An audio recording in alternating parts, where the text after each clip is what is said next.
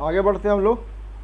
तो देखिए JPSC paper 2 में क्या हो रहा था कि हम लोग का क्लास चल रहा था, क्लास शुरू हो गया है, लेकिन सब लोगों ने कहा कि नहीं, थोड़ा सा एक बार रुक करके, एक क्लास मतलब ब्रेक करके, और जेपीएससी पेपर 2, जेपीएससी जो आपका पेपर 2 है, थोड़ा सा उसमें बात कर लें हम लोग कि क्या इसका अप्रोच है ना, और सवाल कैसे आ रहा है, मतलब क्वेश्चंस कैसे पूछा जा रहा है और क्यों पूछा जा रहा है। इसी के बहाने क्या होगा, इसी के बहाने हम लोग कर लेंगे कि सवाल का थोड़ा डिस्कस भी कर लेंगे। तो आज का जो क्लास है आप लोग के लिए, इस क्लास में आज जेपीएससी पेपर 2 का जो सवाल आया था प्रीवियस, छठी जेपीएससी का, 6 जेपीएससी है ना, जो 6 जेपीएससी का पेपर 2 का सवाल है, थोड़ा सा उस पर हम डिस्कस करेंगे। यहाँ पर डिस्कस करने का देखिए 2 डायमेंशन होगा। पहला बात तो हम लोग बात करेंगे कि सवाल ये है तो इसका आंसर क्या है, हम उसका वही आंसर बताएंगे जो जेपीएससी ने अपने ऑफिशियल साइट पे आंसर की दिया था। तो ये तो हो गया, एक बात हो गया, सवाल क्या हो गया। दूसरा हम बात करेंगे कि सवाल पूछ क्या रहा है, मतलब जेपीएससी जो सवाल पूछ रहा है तो उसके दिमाग में क्या चल रहा है, उसका अप्रोच क्या है पूछने का, और हमको कैसे तैयारी करनी पड़ेगी, इस मुद्दे पर थोड़ा सा बात करते हुए आज का क्लास होगा। तो आज क्लास है आपका झारखंड लोक सेवा आयोग प्रीलिम्स पेपर 2, छठी जेपीएससी, 6 जेपीएससी इसको मान लिया जाए। 6 जेपीएससी जो छठी जेपीएससी हुआ था, उसका पेपर थोड़ा सा हम लोग डिस्कशन आज कर लें, और इसी बहाने थोड़ा सा हम लोग बात कर लें कि एक सवाल कैसे पूछने की संभावना आगे, या क्या आगे रणनीति बनेगी।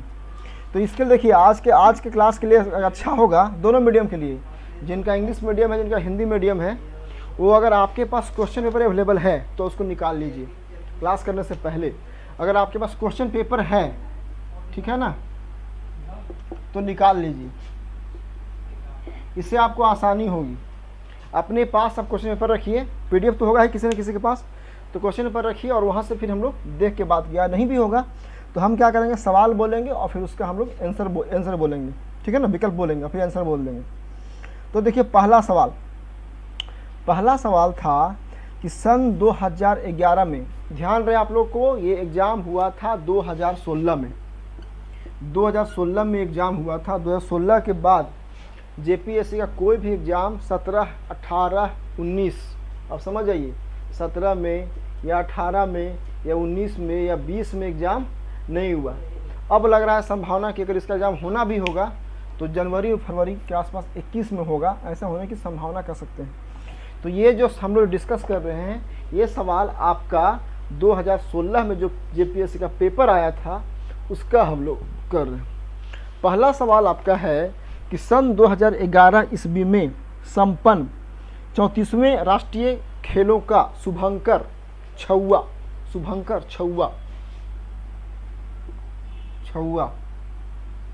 ठीक है ना, छुआ था। पहला ऑप्शन है शिशु हिरन, दूसरा ऑप्शन है शिशु हाथी, तीसरा ऑप्शन है शिशु भालू, चौथा ऑप्शन है कोई नहीं, मतलब baby deer, baby elephant, baby bear and none of these, है ना। Chhaua mascot 434th national game held in 2011 was. अब देखिए सबसे पहले इसका आंसर जान लीजिए। सबसे पहले इसका आंसर आपका है शिशु हिरन, मतलब बेबी डियर इसका आंसर है, शिशु हिरन जो है तो इसका आंसर हो गया। प्रयास करेंगे हम कभी हिंदी कभी अंग्रेजी लिख के, कम से कम ये जो वीडियो देखने वाले लोग हैं वो दोनों माध्यम के होंगे, हिंदी वाले भी होंगे अंग्रेजी वाले होंगे, तो जहाँ तक प्रयास होगा हिंदी और जहाँ इंग्लिश जो भी होगा हम पॉसिबल होगा हम करते जाएंगे। तो इसका आंसर आपका हो गया बेबी डियर, शिशु हिरन।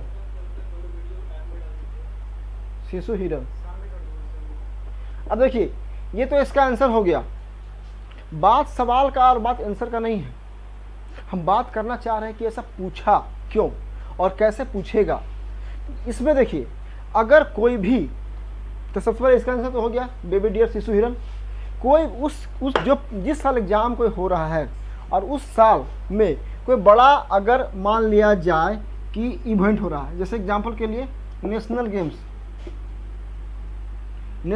हुआ। अब नेशनल गेम्स हुआ तो नेशनल गेम्स से सवाल पूछेगा ही पूछेगा। आप जब भी जाएं तो प्रयास करें कि नेशनल गेम का सारा डायमेंशन को देख के जाएं, ठीक है ना। दूसरा है कॉमनवेल्थ गेम। जैसे कि मान लिया जाए कॉमनवेल्थ गेम्स, अब अगर मान लिया जाए उस साल, मतलब जो एग्जाम हो रहा है उसके आसपास या उस साल कोई कॉमनवेल्थ गेम्स हुआ है तो वो करके आप जाएं।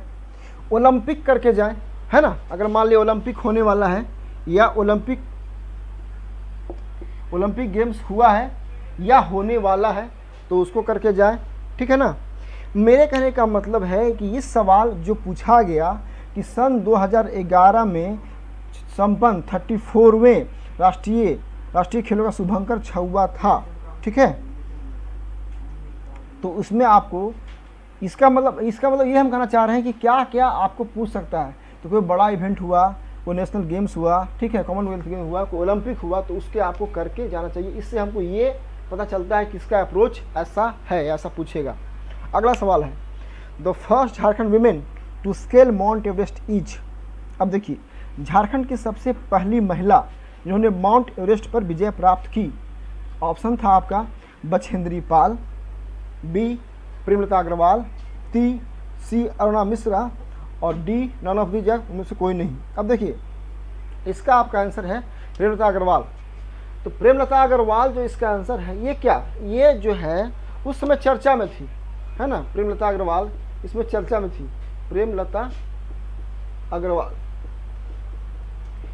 उसमें चर्चा में थी। कोई भी वैसी महिला जिन्होंने कोई बड़ा साहसिक काम किया हो, ठीक है, तो आपको एग्जाम में आना ही आना है। अब देखिए, माउंट एवरेस्ट पे विजय प्राप्त करना एक बहुत बड़ी बात है, और उस समय जिसमें एग्जाम होने वाला था उस समय ये महिला बहुत चर्चा में थे, तो चर्चा में थे, ठीक है। तो एग्जाम में तो समझिए कि सवाल पूछेगा ही पूछेगा। अगला आपका है मोहन कुमार मंगलम स्टेडियम अवस्थित है। मोहन कुमार मंगलम स्टेडियम कहाँ अवस्थित है? Option Jamshedpur, next Dhanbad, next Simdega, next Bokaro. तो जमशेदपुर, धनबाद, सिमडेगा और बोकारो। अब देखिए, इसका आंसर आपका होगा बोकारो। इसका आंसर होगा आपका बोकारो। इसका आंसर आपका होगा बोकारो। यहाँ पे हम कहना चाह रहे हैं कि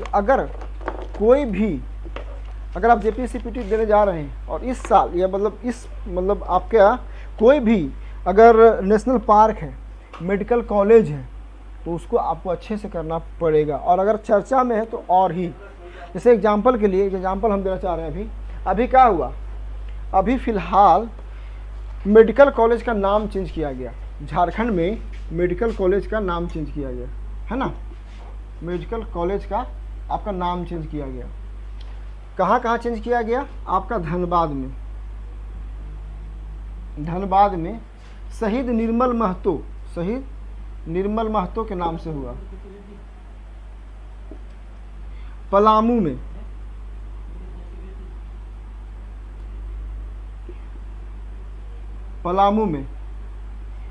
में मेदनी राय के नाम पे हुआ।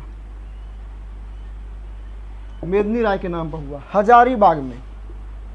हजारीबाग में आपका किसके नाम पे हुआ? शेख भिखारी, है ना, शेख भिखारी के नाम पे। इस ये अभी हाल का बोल रहे हैं, 2020 का बोल रहे हैं, या फिर करंट का भी काम आ जाएगा आपका। हजारीबाग में आपका शेख भिखारी। और दुमका भी है क्या? सर दुमका भी है, हाँ दुमका में हुआ फूलो झानो। मेरा यहाँ पे कहने का मतलब है कि जो मोहन कुमार मंगलम स्टेडियम पूछा, अगर उसमें चर्चा में रहा होगा तो पक्का पूछेगा।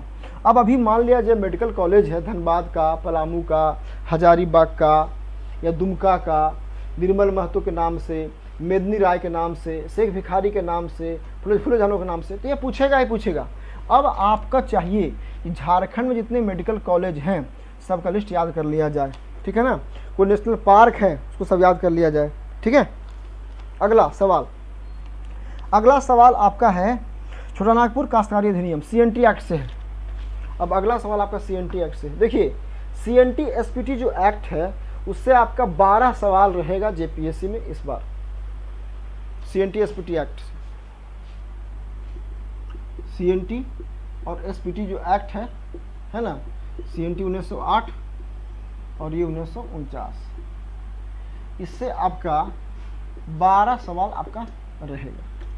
अब सवाल देखिए, छोटा नागपुर काश्तकारी अधिनियम 1908 की धारा के तहत अनुसूचित जनजाति ऑब्लिक पिछड़ा वर्ग ऑब्लिक अनुसूचित जाति भूमि के हस्तांतरण पर प्रतिबंध प्रदान की गई है।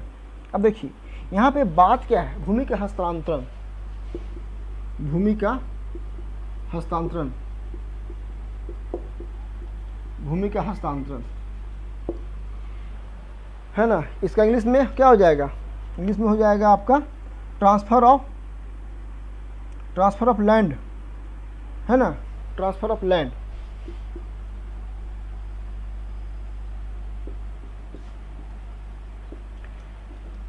इस पर थोड़ा सा इतना विस्तार से चर्चा करने का उद्देश्य क्या है, बार बार जो लोग बोल रहे हैं, फ़ोन करते हैं, बात करते हैं कि CNT SPT से बहुत टफ लग रहा है, ऐसा कुछ नहीं है कि CNT SPT बहुत टफ है। CNT SPT में सीधे सेक्शन उठा के पूछ रहा है। अब देखिए इसे पूछा सेक्शन धारा 46, इसका आंसर कौन होगा, 46 कि 72 कि 48 कि 42, तो इसका आंसर आपका है सेक्शन धारा 46। इसका जो आंसर है वो आंसर क्या है आपका, धारा 46 मतलब सेक्शन 46 इसका आंसर है। अब देखिए अगर यदि आप पूरा सेक्शन याद कर लें, अब देखिए 12 सवाल अगर बनाना है आपको और आपको ऐसा लग रहा है कि आप बिना पढ़े खाली बना लेंगे, तो ऐसा है नहीं, आपको CNT SPT ठीक से पढ़ना पड़ेगा। और हम यहाँ पे मेरे क्लास का ये उद्देश्य है, इस क्लास का उद्देश्य है कि CNT SPT टफ नहीं पूछ रहा है, धारा पूछ रहा है सीधे उठा के, धारा 46, धारा 48 है ना, 72, 42। अब धारा में क्या क्या बोला है देख लीजिए, जैसे एग्जाम्पल के लिए हम निकाल रहे हैं धारा 42। धारा 42 क्या है, हम पढ़ते हैं, हम ये कहना चाह रहे हैं कि आपका जो आत्मविश्वास है वो बढ़ेगा इस वीडियो को देखने के बाद, क्योंकि सीधे उठा के धारा पूछ रहा है, कोई बहुत घुमा के पूछ नहीं रहा है। अब धारा 42, उचित और सम्यक लगान के भुगतान की सहमति देने से इनकार करने पर डॉट आगे। इसका मतलब क्या है, लगान के भुगतान की सहमति। भाई जब सेक्शन 42 में लगान के भुगतान की बात है, सेक्शन 42 में लगान के भुगतान की बात है, तो क्या होगा, ये आंसर आपका नहीं होगा, सीधा कट जाएगा ये कि सेक्शन 42 जो है सो लगान के भुगतान की बात कर रहा है। अब आगे बढ़िए, सेक्शन 48 देखते हैं।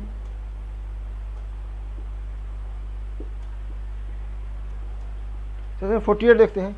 48 क्या है भाई, तो 48 है भूइंहरी भृति के अंतरण प्रतिबंध। अब देखिए जुड़ा हुआ है ये आपका भूइंहरी संबंधी। अब भूइंहरी क्या है, इसको हम जब पढ़ाएंगे आगे हम लोग बात करेंगे तो विस्तार से बात करेंगे। यहाँ पे अगर इसका चर्चा करेंगे तो क्लास बहुत लंबी हो जाएगी, 5-6 घंटा क्लास खत्म नहीं होगा। तो ये जुड़ा हुआ है किससे, भूइंहरी से, तो ये आपका 48 होगा ही नहीं। अगला आर्टिकल कौन सा है भाई, तो अगला आर्टिकल है आपका 72 सेक्शन, हम आर्टिकल बोल रहे हैं बार बार, वास्तव में सेक्शन है, सेक्शन 72। अब सेक्शन 72 क्या बोलता है, सेक्शन 72 जो है, सेक्शन 72 कहता है कि रैयत द्वारा भूमि का अभ्यर्पण, ठीक है ना, तो ये भी नहीं होगा, रैयत द्वारा भूमि का अभ्यर्पण ये भी नहीं होगा। यहाँ बात क्या है, यहाँ बात है लैंड ऑफ ट्रांसफर, मतलब भूमि के हस्तांतरण का। अब देखिए सीधे 46 पे आते हैं। 46 में क्या लिखा हुआ है, सेक्शन 46 में साफ लिखा हुआ है कि रैयतों द्वारा अपने अधिकारों के अंतरण पर प्रतिबंध। ठीक है, अंतरण का मतलब ही होता है हस्तांतरण, मतलब रैयतों द्वारा अपने अधिकारों के हस्तांतरण पर प्रतिबंध, मतलब सीधे आ गया कि जो SC है, जो ST है, जो OBC है, जो जनरल है, वो कैसे कैसे लैंड ट्रांसफर करेगा, सिंपल उठा के पूछ दिया 46 में। तो मेरे कहने का मतलब इसका आंसर 46 हो गया। अब अगर आप CNT और SPT एक्ट का कम से कम सेक्शन कर लेंगे, सो मेन सेक्शन अगर देखा जाए सब मिला के ना, तो 55 से 55 सेक्शन है इसमें जो इम्पोर्टेंट है, 55 सेक्शन इम्पोर्टेंट है। अगर CNT SPT कहा जाए तो आपका 55 से 56 जो सेक्शन है वो आपका महत्वपूर्ण है। इसको हम लिखवा देंगे, धारा सेक्शन ये हम आपको लिखवा देंगे। जब ये आपको हम लिखवा देंगे तो एक सवाल इससे बाहर नहीं आ पाएगा। तो इतना तो काम करना पड़ेगा कि CNT-SPT एक्ट में आपको कम से कम सेक्शन करना पड़ेगा और धारा का जो सब्जेक्ट, जैसे कैसे करते हैं लोग, करते हैं फंडामेंटल राइट में, फंडामेंटल राइट में है ना 12 से 35 मूल अधिकार, धारा 14, ठीक है ना, विधिगत समानता, राइट इक्वलिटी, उसी प्रकार से आपको सेक्शन करना पड़ेगा CNT-SPT एक्ट का, तब जा करके पूरा आपका कमांड हो जाएगा। यहाँ मेरा इतना विस्तार से बात करने का मतलब है कि आपको कम से कम सेक्शन करना पड़ेगा और ऊपर का जो भाग है अंदर से पूछना नहीं, और अंदर से पूछेगा छोड़ दीजिएगा। अब 12 सवाल आपका रहेगा CNT-SPT एक्ट से, मान 2-3 सवाल अगर टफ पूछ दिए छोड़ देंगे, 9 कर लेंगे, है ना। अगला सवाल देखिए, अगला सवाल है धारा 46। ये वास्तव में धारा 46 जो 46 है ये धारा उसी का है, CNT एक्ट का है। धारा 46 के तहत बेदखली के समय डॉट वर्ष है जिसके तहत इस अवधि के समाप्ति के बाद प्रतिकूल कब्जे में रही भूमि का हस्तांतरण परिपूर्ण होगा। धारा 10, धारा 5 वर्ष 10, वर्ष 5, वर्ष 8 और वर्ष 12। अब देखिए ये एकदम आम सवाल है, ये एकदम आसान सा सवाल है। कोई भी ज़मीन मान लिया जाए, कोई भी ज़मीन जो है सो अगर मान लिया जाए 12 वर्ष, कोई भी ज़मीन को 12 वर्ष तक कोई कब्जा करके रखता है, तो जैसे कब्जा कर लेगा लगातार 12 साल तक, तो फिर उसका डेफिनेशन बदल जाएगा। एकदम ये आम सवाल है, ये कोई मुश्किल सवाल नहीं था, एकदम आम सवाल है ये, ठीक है ना। ये आम गांव घर देहात में हम लोग बोल चाल की भाषा में बोलते हैं कि भैया 12 साल तक कोई भी लैंड जो है डिस्प्यूट रहेगा या विवादित रहेगा या उस पर किसका कब्जा रहेगा, तो फिर उसका जो स्टेटस है बदल जाएगा। तो सिंपल सवाल था, 10 साल, 5 साल, 8 साल और 12 साल। तो इसका आंसर क्या होगा? इसका आंसर हो जाएगा आपका 12 वर्ष। आगे बढ़ते हैं। वर्ष 2016 में विश्व बैंक और DIP के अनुसार व्यापार सुगमीकरण, इसका हिंदी टफ है, इसका अंग्रेजी इजी है, ईज ऑफ डूइंग बिजनेस। अब देखिए ईज ऑफ डूइंग बिजनेस जो है सो हमेशा पूछा जाता रहा है, चाहे वो रैंकिंग इंडिया का हो या रैंकिंग वो आपका झारखंड का हो। ईज ऑफ डूइंग बिजनेस, इसमें जो रैंक है वो हमेशा पूछता है, चाहे इंडिया का हो चाहे आपका झारखंड का हो। तो जब भी आप एग्ज़ाम देने जाएंगे तो प्रयास करेंगे कि एग्ज़ाम में इसको पढ़ के ही जाएं। अब इसका ऑप्शन था 1st, 5th, 7th, 3rd, मतलब प्रथम, पंचम, सप्तम और तृतीय। तो जिस समय एग्ज़ाम हुआ था उस समय ईज ऑफ डूइंग बिजनेस का जो स्थान था झारखंड का वो था आपका 7वां, उस समय था आपका 7वां उस समय। लेकिन अगर अभी बात किया जाए, अभी चूँकि अभी बात किया जाए, मैं 2020 के अनुसार से बात किया जाए तो आपका बदल जाएगा, ठीक है ना। आंध्रा, तेलंगाना, हरियाणा के बाद झारखंड चौथे नंबर पे आ जाएगा, ठीक है। तो पहला क्या हो जाएगा? पहला हो जाएगा आपका आंध्र प्रदेश, नंबर 2 हो जाएगा आपका तेलंगाना, नंबर 3 आपका हो जाएगा हरियाणा,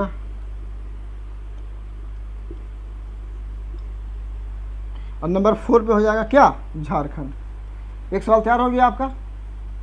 या तो पूछ सकता है कि अभी ईज ऑफ डूइंग बिजनेस में नंबर 1 पे कौन है, तो कौन है? आपका आंध्र प्रदेश है। या झारखंड की रैंकिंग कितनी है, झारखंड रैंकिंग 4th है। या इंडिया का रैंकिंग कितना वर्ल्ड में है, ये सब करना पड़ेगा, आपको देखना पड़ेगा। देखिए सवाल, कुछ सवाल जो है सो सवाल बहुत आसान रहते हैं, लेकिन अब ये अभी बहुत पॉपुलर है, very popular. Ease of doing business करके जाना ही आपको, जब भी आप एग्जाम में जाएं तो करके जाएं। अब जैसे पूछा गया था ये एग्जाम 16 में हुआ था, तो 16 में झारखंड का रैंक था 7th, तो 7th आपका आंसर हो गया इसे, ठीक है ना। आगे बढ़ते हैं हम लोग। झारखंड सरकार की नई औद्योगिक नीति में ग्रामीण विद्युतीकरण को सर्वोच्च प्राथमिकता देते हुए विद्युतीकरण का लक्ष्य है। अब देखिए इसमें लक्ष्य था, तो इसमें लक्ष्य सीधे इसका आंसर पे आते हैं। इसका लक्ष्य था 100% विद्युतीकरण, 100% विद्युतीकरण कब तक? 2017 तक। अब सरकार क्या करती है? सरकार हमेशा लक्ष्य को चेंज करती रहती है। 17 होगा, फिर 18, 19 हो जाएगा, फिर 20 हो जाएगा, ऐसे करते लक्ष्य बढ़ता जाएगा। तो उस समय लक्ष्य था आपका 17 तक था आपका 100%। तो ये सब तो आपको करके जाना ही पड़ेगा आपको, ठीक है ना। इकोनॉमी वाले सेक्शन में सब मिल जाएगा आपको, इकोनॉमी जब पार्ट पढ़ेंगे झारखंड का पूरा मिल जाएगा, या नहीं तो हम लोग जो झारखंड का करंट करेंगे ना क्लास, उसमें सारा मिल जाएगा आपको। तो ये सब चिंता नहीं, हम लास्ट का समय है, लास्ट एग्जाम से 1 महीना पहले ईज ऑफ डूइंग बिजनेस में, ठीक है, कितना बिजली में, कितना आवास में, कौन सा स्कीम में क्या है, क्या लक्ष्य है, ये झारखंड का सारा अगर 8-10 पन्ने का मटेरियल या 5-6 क्लास कर लेंगे तो आपका सारा हो जाएगा। अगला आपका सवाल है, झारखंड सरकार की 2016 औद्योगिक नीति के लागू रहने की अवधि है 5 साल, 10 साल, 15 साल, 1 साल। इसका आंसर होगा आपका 5 साल, 5 ईयर्स। देखिए, कोई भी जो पॉलिसी बनती है वो सामान्यतः जनरली, ये सब सवाल में क्या करना है, ये सब सवाल में अगर आप फंस रहे हो ना, ये सब सवाल में फंस रहे होगा तो आप 5 साल आंसर लगा के आ जाइए। सामान्यतः ऐसा होता है कि जो जनरली जो पॉलिसी बनती है उस पॉलिसी में जो ईयर होता है वो होता है 5 साल का। पॉलिसी मेनली बनती है 5 साल के लिए ही। अब भले कोई आप बाद में 6 साल हो या 10 साल का हो, अलग बात है, लेकिन पॉलिसी जो है वो 5 साल की बनती है। अगला सवाल है आपका, नई औद्योगिक नीति 2016 के अंतर्गत सीमेंट क्षेत्र में बृहत परियोजना के लिए न्यूनतम पूंजी निवेश की आवश्यकता है। आपका विकल्प है 100 करोड़, 200 करोड़, 300 करोड़ और 500 करोड़। आपका सही आंसर है सी, 300 करोड़। लेकिन देखिए, एक मतलब कहा जाए इसको एकदम वाहियात और फालतू सवाल है, ये एकदम वाहियात और फालतू सवाल है। ऐसे सवाल आपको सिर्फ उलझाने के लिए दिए जाते हैं, ठीक है ना। इसके लिए लाइन हम लिख देते हैं कि ऐसे सवाल, मतलब कुछ सवाल आपको परेशान करने के लिए ही दिए जाते हैं, है ना। कुछ सवाल आपको परेशान करने के लिए ही दिए जाते हैं, परेशान करने के लिए दिए जाते हैं। स्पष्ट है ये बात। अब देखिए, सीमेंट में न्यूनतम पूंजी निवेश, उसमें कितना 2016 में, सब कौन संभव नहीं है, डाटा संभव ही नहीं पढ़ना। हाँ, अगर कोई बहुत विस्तार से एकदम इसी पे रिसर्च, इकोनॉमी पे रिसर्च कर रहा है तो अलग बात तो कर लेगा, लेकिन हम बात कर रहे हैं आम जो छात्र हैं, जो झारखंड का जेपीएससी का एक जो आम छात्र है, इसके लिए वाहियात प्रश्न है ये। तो हम बोले ना आपको कि कुछ सवाल आपको परेशान करने के लिए ही दिए जाते हैं। ऐसे सवाल रहते हैं 10 से 12, तो ये 10 से 12 सवाल में अपना एनर्जी, हम अपना टाइम खराब नहीं करेंगे, अपनी ऊर्जा और अपना समय हम खराब नहीं करेंगे। सवाल ऐसा दिखा सीधे छोड़ के आप भाग जाइए, ठीक है ना। इसको अटेंड मत लीजिए, बाद में इसको बी या सी जो करना कर दीजिए, लेकिन सब सवाल अटेंड मत लीजिए। अगला सवाल आपका है, 2008 को पुनर्वास एवं पुनर्स्थापन एवं पुनर्वास नीति के अनुसार राज्य स्तरीय पुनर्स्थापन एवं पुनर्वास परिषद की बैठक कम से कम ... 1 वर्ष में होगी। तो 1 वर्ष में होगी, इसका ऑप्शन है 1 बार, 2 बार, 3 बार, 4 बार। इसका उत्तर है 2 बार। तो सिंपल सा बात है कि कोई भी किसी भी संस्था का 1 साल में जो बैठक होता है सामान्यतः वो 2 ही बार होता है। 1 साल में कि संस्था का जो बैठक होता है वो बैठक 2 वर्ष के लिए ही होता है। ये बात आप गांठ मान लीजिए कि 2 साल के लिए होता है, सॉरी 2 बार के लिए ही होता है। तो ये सिंपल सवाल था। अगला, संथाल परगना अधिनियम, अब फिर आ जाइए एसपीटी एक्ट। संथाल परगना अधिनियम 1949 की धारा के तहत जमीन जो किसी रूप में दर्ज नहीं किया गया है वो मूल रैयत का जोत, निजी जोत या मूल रैयती जोत, अधिकृत जोत माना जाएगा। धारा 9, धारा 8, धारा 7, धारा 10। इसका उत्तर है धारा 10। अब देखिए, थोड़ा सा मैं बात कर लेते हैं, क्योंकि सीएनटी में ज़्यादा समस्या आप लोग को आ रही है। क्योंकि अभी तक जो हमको बात चला कि जेपीएससी पेपर 2 में सबसे को टफ एंड टफेस्ट पार्ट है तो आपका सीएनटी बैठ है। हम ये क्लास में आपको बताना चाह रहे हैं कि सीएनटी जो टफ नहीं है, ये बात आप दिमाग से निकाल दीजिए कि टफ है, ये आसान है। कैसे आसान है? अगर हम उस अधिनियम का मुख्य धारा कर लेंगे तो विश्वास मानिए सारा सवाल आपके हाथ में होगा। अब देखिए, हम पढ़ते हैं इसको। एसपीटी एक्ट को पढ़ते हैं, जो पूछा है।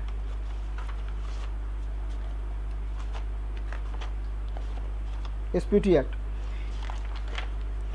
एक्ट में सबसे पहले क्या है, धारा 7, 8, 9, 10 एसपीटी एक्ट 1949 है ना। Section 7, section 8, section 9, section 10। अब देखिए साफ साफ लिखा हुआ है, सेक्शन 7 में लिखा हुआ है ग्राम प्रधान द्वारा कबूलियत का लिखा जाना, ठीक है ना। सेक्शन 7 लिखा हुआ। अब इसका आंसर तो 10 हो गया आपका। तो ये इसमें क्या था आपका, हाँ, मूल रैयत का जोत और निजत्व के बारे में पूछा गया। तो पहला सेक्शन 7 में क्या है, ग्राम प्रधान द्वारा कबूलियत का लिखा जाना, एकदम नहीं होगा। आते सेक्शन 8 में।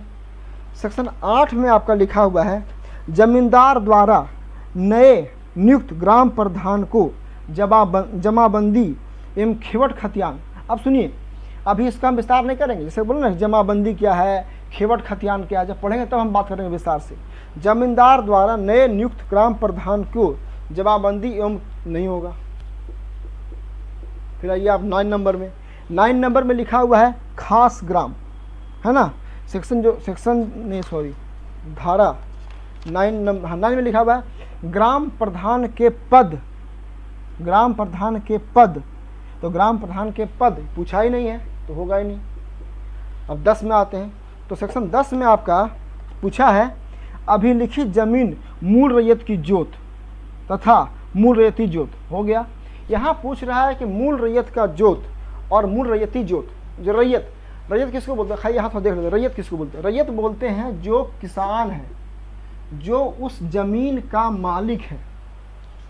जमींदारी व्यवस्था के बाद जिसको एक तरह से जमींदारी व्यवस्था के बाद एक पट्टा दे दिया गया, अधिकार दे दिया गया कि इस जमीन का या इस भूखंड का तुम मालिक हो। जो मालिक होगा और जो सरकार को या उस समय के तात्कालिक जो व्यवस्था होगी उसमें जो रेवेन्यू देता होगा, है ना, रेवेन्यू सिस्टम में रेवेन्यू देता होगा, ये आपका क्या रैयत हो गया। अब धारा 10 में बोल ही रहा है, साफ साफ बोल रहा है कि भैया इस प्रकार से अभिलिखित जमीन मूल रैयत की जोत 10 हो गया। कहाँ टफ है, आपको लग रहा है, इसलिए आपको लग रहा है ना टफ कि आप पढ़ नहीं रहे हैं, डीप में जाके देख नहीं रहे हैं। अगर आपको सेक्शन 8, 7 याद रहेगा, 8 याद रहेगा, 9, 10 और 7 से पहले सब सेक्शन 6, 5, 4, 3, 2, 1 सब याद रहेगा, तो आपको समझिए कि सवाल आपका बन जाएगा। CNT SPT एक्ट के बारे में मेरा कहना है या मेरा बोलना है कि आपको इसमें आपका सेक्शन याद करना ही होगा। और आपको चिंता नहीं करना, हम करवा देंगे, हम आपको याद करा देंगे, क्लास में याद करा देंगे, क्लास में आपको हम याद करा देंगे सेक्शन, ठीक है ना। तो चिंता मत कीजिए आप। तो ये हो गया आपका। अगला सवाल में आते हैं।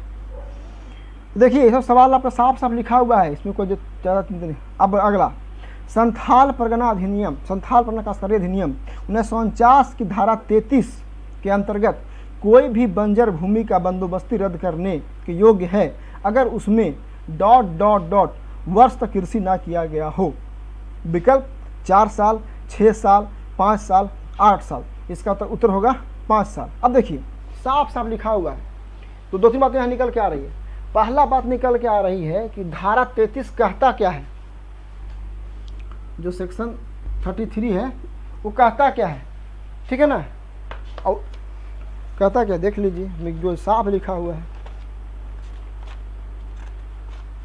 धारा 33 लिखा हुआ है बंजर भूमि की बंदोबस्ती रद्द कर दी जाएगी।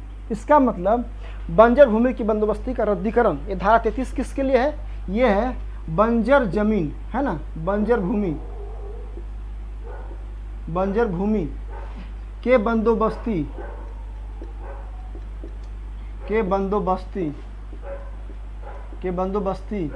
का रद्दीकरण और समय सीमा 5 वर्ष। समय सीमा 5 वर्ष इसमें दिया हुआ है कि लिखा हुआ है, साफ लिखा हुआ है कि बंदोबस्ती की तिथि से 5 वर्ष की अवधि के भीतर आबाद नहीं की गई हो। इसका मतलब जो समय सीमा है वो 5 साल है और इसका सब्जेक्ट, इसमें विषय क्या है, विषय क्या है, बंजर भूमि के बंदोबस्ती का रद्दीकरण। धरती आपको याद करना पड़ेगा। अगर सेक्शन 33 आपको याद है, एग्जाम में फटाफट बनेगा। तो मान लिया जाए 12 सवाल पूछेगा, अब 12 सवाल थोड़ा सा काम कर लीजिएगा तो आपको आराम से इसमें आ जाएगा। तो इसमें आपको जो है सेक्शन याद करना पड़ेगा। आगे बढ़ते हैं।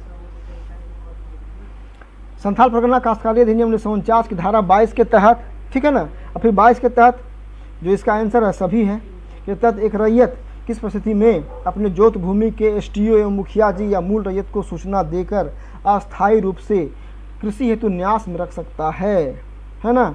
तो साफ बात है कि इसमें सभी हो जाएगा, ए भी, बी भी, सी भी। जिनके पास क्वेश्चन है वो देख के समझ सकते हैं, ठीक है ना। तो इसलिए आपको ये सब आपका जो सेक्शन करना पड़ेगा।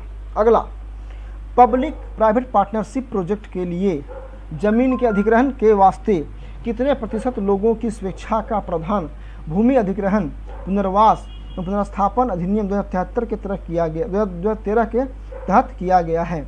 इसका विकल्प है 50%, 60%, 70%, 80%, ठीक है ना।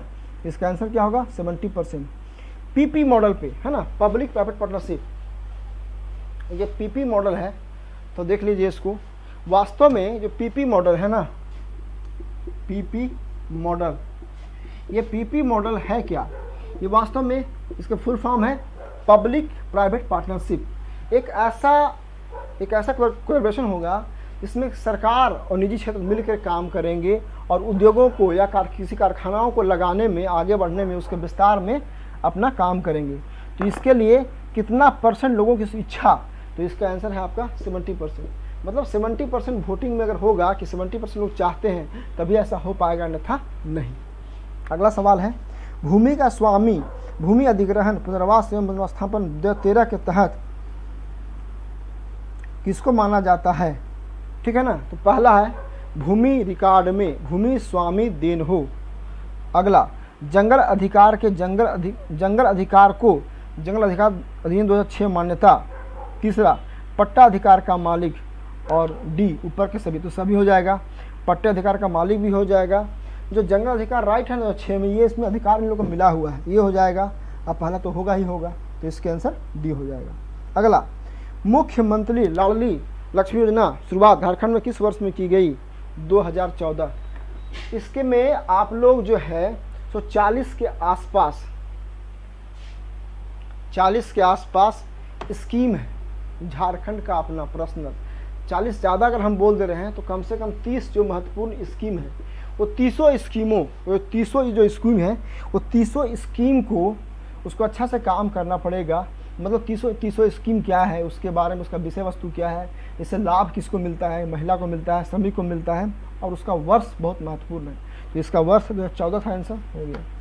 अगला, CAMPA का तात्पर्य, CAMPA का तात्पर्य, इसका तात्पर्य है झारखंड कंपेंसेटरी, झारखंड तो कॉमन है, compensatory afforestation fund management and planning authority, है ना। इसका आंसर हो जाएगा आपका ए, पहला ही इसका आंसर है compensatory afforestation fund management and planning authority. अब इस टाइप के जो संस्थान, इस टाइप का जो इंस्टीट्यूशन है, ये पूछता है रेयरली, तो आप पकड़ लीजिएगा, इसका देख के पकड़ लीजिएगा, ऑप्शन से पकड़ लीजिएगा। आगे तो ठीक है, तो फिर आगे बढ़ जाइएगा। अगला, झारखंड सरकार ने राज्य के विभिन्न अभयारण्यों में ... वर्ष की अवधि के लिए वन्य जीवन प्रबंधन योजना शुरुआत की है। तो इसका आंसर है क्या, 10 साल। विकल्प में था 5 साल, 6 साल, 4 साल और 10 साल। तो 10 साल ये उस समय का है जिस समय एग्जाम हुआ था ना, ये करंट का है। देखिए अब एक बात जान लीजिए, चाहे IAS की परीक्षा हो या BPSC हो या यूपी का हो, अभी यूपी का एग्जाम हुआ है BEO का, अभी हाल ही में एग्जाम हुआ है BEO का यूपी का, खाली करंट अफेयर्स, मतलब करंट अफेयर भर दे रहा है। करंट अफेयर्स बिना पढ़े आप कोई परीक्षा नहीं पास कर पाएंगे, तो करंट अफेयर्स को अच्छा से करना पड़ेगा। अगला, राष्ट्रीय हरित मिशन भारत निम्नलिखित में से किस राज्यों में मौजूदा वनों का घनत्व में सुधार करने के उद्देश्य से भारत सरकार द्वारा शुरू की गई है। तो इसमें आपका आंसर ऑप्शन है झारखंड और मध्य प्रदेश, और सी है दोनों राज्यों, और डी है इनमें से कोई नहीं। देखिए इसमें JPSC ऑप्शन दिया है झारखंड, लेकिन हमको लगता है कि इसमें कुछ हमको मिस्टेक लग रहा है। इसमें झारखंड आंसर दिया है कि जो ग्रीन इंडिया मिशन वास्तव में हुआ क्या था ना, जो ग्रीन इंडिया मिशन है वो ग्रीन इंडिया मिशन कहती है कि ग्रीन इंडिया मिशन जो था कि 30 से लेके 33% वन सभी वनों को, सभी राज्यों को लक्ष्य प्राप्त करना है जहाँ संभव हो। जहाँ संभव नहीं वो अलग बात है, लेकिन जहाँ संभव हो, जहाँ जंगल के मतलब जंगल के विकास की संभावना हो, वहाँ 30 से 33% इनको कवर करना है या उसके लक्ष्य को प्राप्त करना है।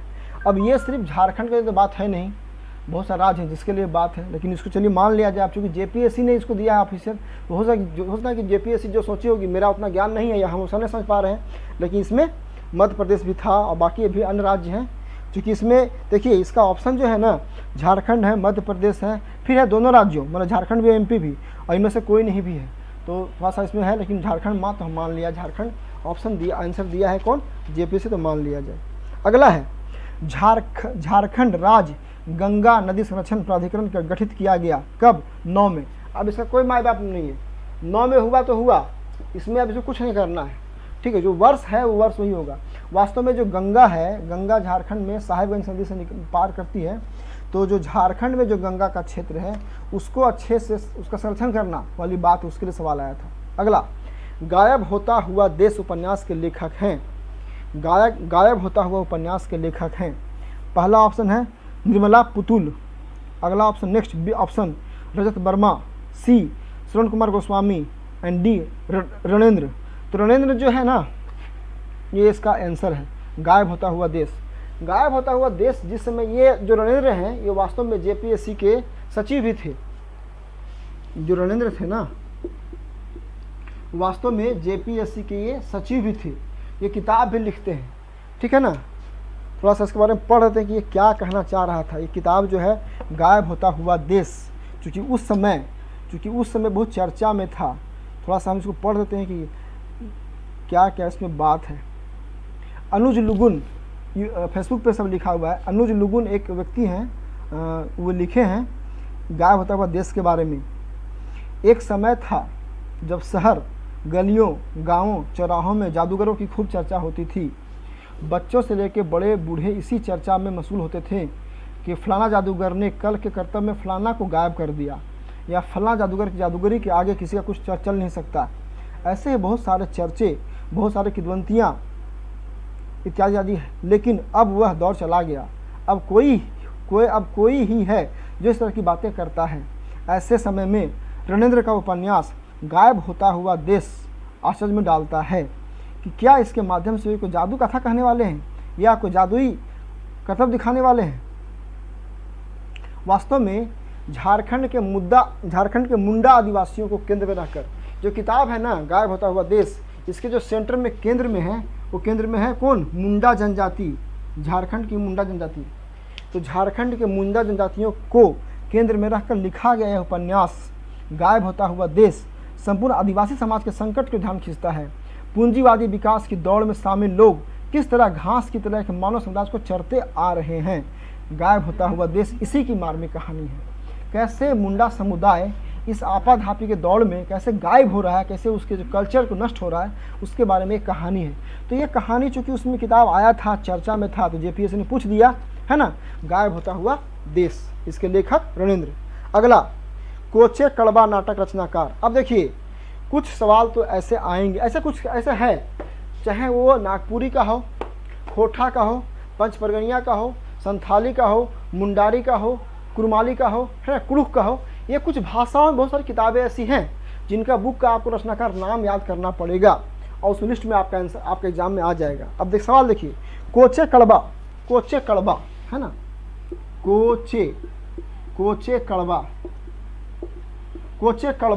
कोचे कड़वा नाटक के रचनाकार हैं। ऑप्शन सोलेमान मुर्मू, नारायण सोरेन, पंचानन मरांडी, ठीक है, या रघुनाथ मुर्मू। तो इसका आंसर है पहला, सोलेमान मुर्मू। तो ये सब बुक तो करना पड़ेगा, अब जितना हम बोले सब करना पड़ेगा। अगला, खेरवाल बांसोधुरम पुथी के रचयिता हैं, कौन इसका है, तो इसके लेखक थे मांझी रामदास टुड्डू। ऑप्शन छोड़ दीजिए, इसका आंसर यही है, मांझी रामदास टुड्डू। अगला, आदि धर्म। तो आदि धर्म की जो पुस्तक है ना, बहुत चर्चा में था, आदि धर्म जो पुस्तक है ये बहुत चर्चा में था, आदि धर्म। इसके लेखक हैं रामदयाल मुंडा। ये रामदयाल मुंडा की पुस्तक ने पूछ दिया, रामदयाल मुंडा की किताब है ये। वास्तव में ये किताब छपा है 2009 में, अभी अमेजन पे उपलब्ध है, अमेजन पे ये उपलब्ध है, किसी को पढ़ना है तो इसको लेके पढ़ सकते हैं। अगला किताब है किस साहित्यकार की जन्मशती 2016 में थी, तो आंसर है आपका राधा कृष्ण। राधा कृष्ण 2016 में जन्मशती थी, जन्मशती किसका, राधा कृष्ण का। तो उनका था तो पूछ दिया है ना, ठीक है। आगे बढ़ते हम लोग।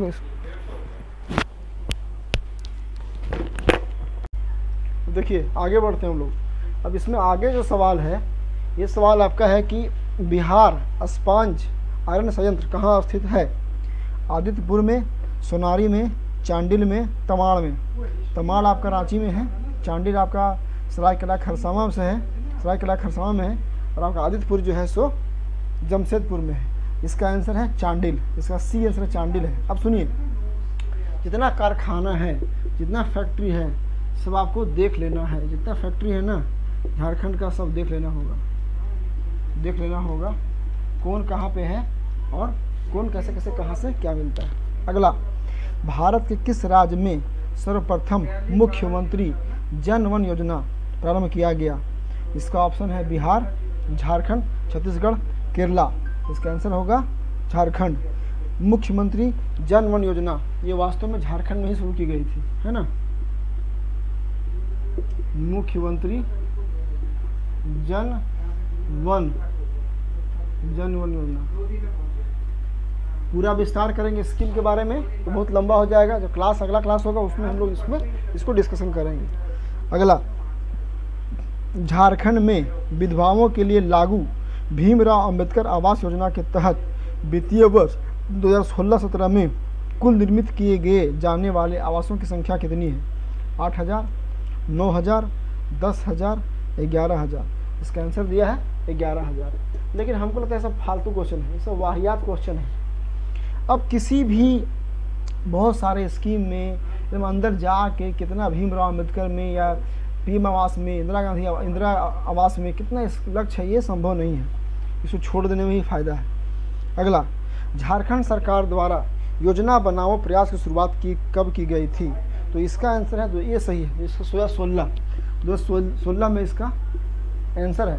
इसमें विकल्प आपका है 2011, 2013, 2014 और 2016। तो इसका आंसर होगा 2016। वास्तव में क्या हुआ था कि रघुवर दास की सरकार ने उस समय कहा कि आप स्कीम बनाइए, एक सेल्फ हेल्प ग्रुप जैसा स्कीम बनाइए, सब मिलजुल के बनाइए और सरकार उसमें आपको सहायता करेगी। तो ये उस था, तो 16 इसका आंसर होगा सही।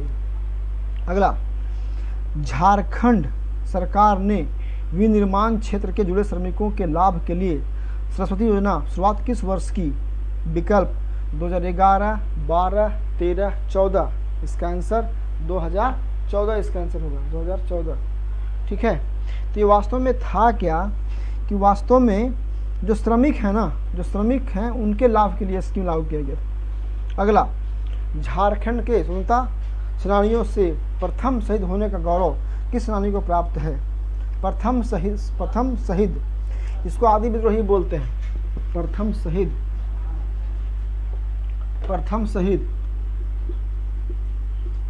शहीद या इनको आदि विद्रोही भी बोलते हैं, आदि विद्रोही भी बोलते हैं। ये कौन है। विकल्प था आपका अल्बर्ट एक्का, बिरसा मुंडा, तिलका मांझी, जतरा उरांव, ठीक है ना। सॉरी इसका विकल्प है बिरसा मुंडा, तेलंगा खड़िया, तिलका मांझी, सिद्धू और कान्हू। तो इसका आंसर होगा सी, तिलका मांझी। तो तिलका मांझी के बारे में ही कहा गया कि इनको पहली बार, ठीक है ना, आज़ादी की लड़ाई के लिए एक तरह से फांसी दिया गया था भागलपुर में अभी भी तिलका मांझी चौक है, बाबा तिलका मांझी चौक। बरगद के पेड़ पे इनको फांसी दिया गया था, वहाँ पे ये चौक अभी भी है भागलपुर में। तो इसका आंसर हो जाएगा तिलका मांझी। अगला सवाल है, झारखंड में प्रथम परमवीर चक्र की उपाधि से गौरवान्वित किया गया था किसको। अल्बर्ट एक्का को, बिरसा मुंडा को, तिलका मांझी को, जतरा उरांव को। तो इसका आंसर होगा अल्बर्ट एक्का। अल्बर्ट एक्का चौक भी है रांची में चौक है ना, अल्बर्ट एक्का चौक, फिरालाल चौक। तो ये वास्तव में परमवीर चक्र से इनको नवाजा गया था, अल्बर्ट एक्का चौक को। पाकिस्तान के साथ युद्ध में ये शहीद हुए थे। अगला, स्वतंत्रता सेनानी पोटो सरदार था। पोटो सरदार के बारे में आप लोगों को पढ़ना है विस्तार से। पोटो सरदार, ये पोटो सरदार वास्तव में कौन लोग थे? तो पोटो सरदार वास्तव में मुंडा लोग थे। ये वास्तव में जो पोटो सरदार है ये मुंडा लोग थे, ठीक है ना। इसमें विकल्प दिया हुआ है आपका उरांव, गोंड, मुंडा और नागवंशी। तो इसका आंसर क्या हो जाएगा? हो जाएगा आपका मुंडा हो जाएगा। अगला सवाल है मराम गोमके किसे कहा जाता है? मरांग गोमके जितने भी झारखंड के विभूति हैं सबका निक नेम है, एक उपनाम है ना। मरांग गोमके ये कहा जाता है आपका जयपाल मुंडा को, जयपाल सिंह मुंडा को, है ना, जयपाल सिंह मुंडा को।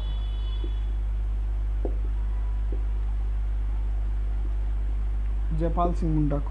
तो जितने झारखंड के विभूति हैं उस सब का निक नाम आपको देखना पड़ेगा। मराम गोमके जो है इसमें विकल्प था, पहला जयपाल सिंह, दूसरा के.एस. सिंह, तीसरा शिबू सोरेन, चौथा बिरसा मुंडा। तो इसमें जयपाल सिंह इसका आंसर होगा। अगला, 1954 के छोटानागपुर संयुक्त संघ का अध्यक्ष कौन था? इसका आंसर है राम नारायण खलको। थोड़ा सा ये सब उतना डीप में जा करके इसको उतना अगर पढ़ पाए तो पढ़ पाए, तो फिर आगे उतना ये सब नहीं हो पाएगा, ठीक है ना। आगे बढ़िए। प्रारंभिक काल में इनमें से कौन मुंडा जनजाति के भूइंहरी पहाड़ा के अधिकारी नहीं थे? तो देखिए, पाट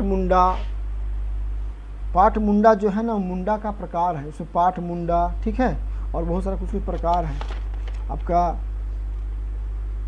मुंडाओं का जो प्रकार पढ़ेंगे उसमें बहुत सारा पार्ट पढ़ेंगे। तो ये जो भुइंहरी पहाड़ा के अधिकारी ऑफिसर नहीं थे, तो कुंवर, लाल और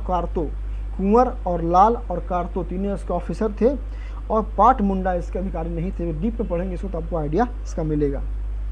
नागवंशी शासक राजा दुर्जन साल 1628 में मुगल सम्राट जहांगीर को वार्षिक कर देना स्वीकार किया था।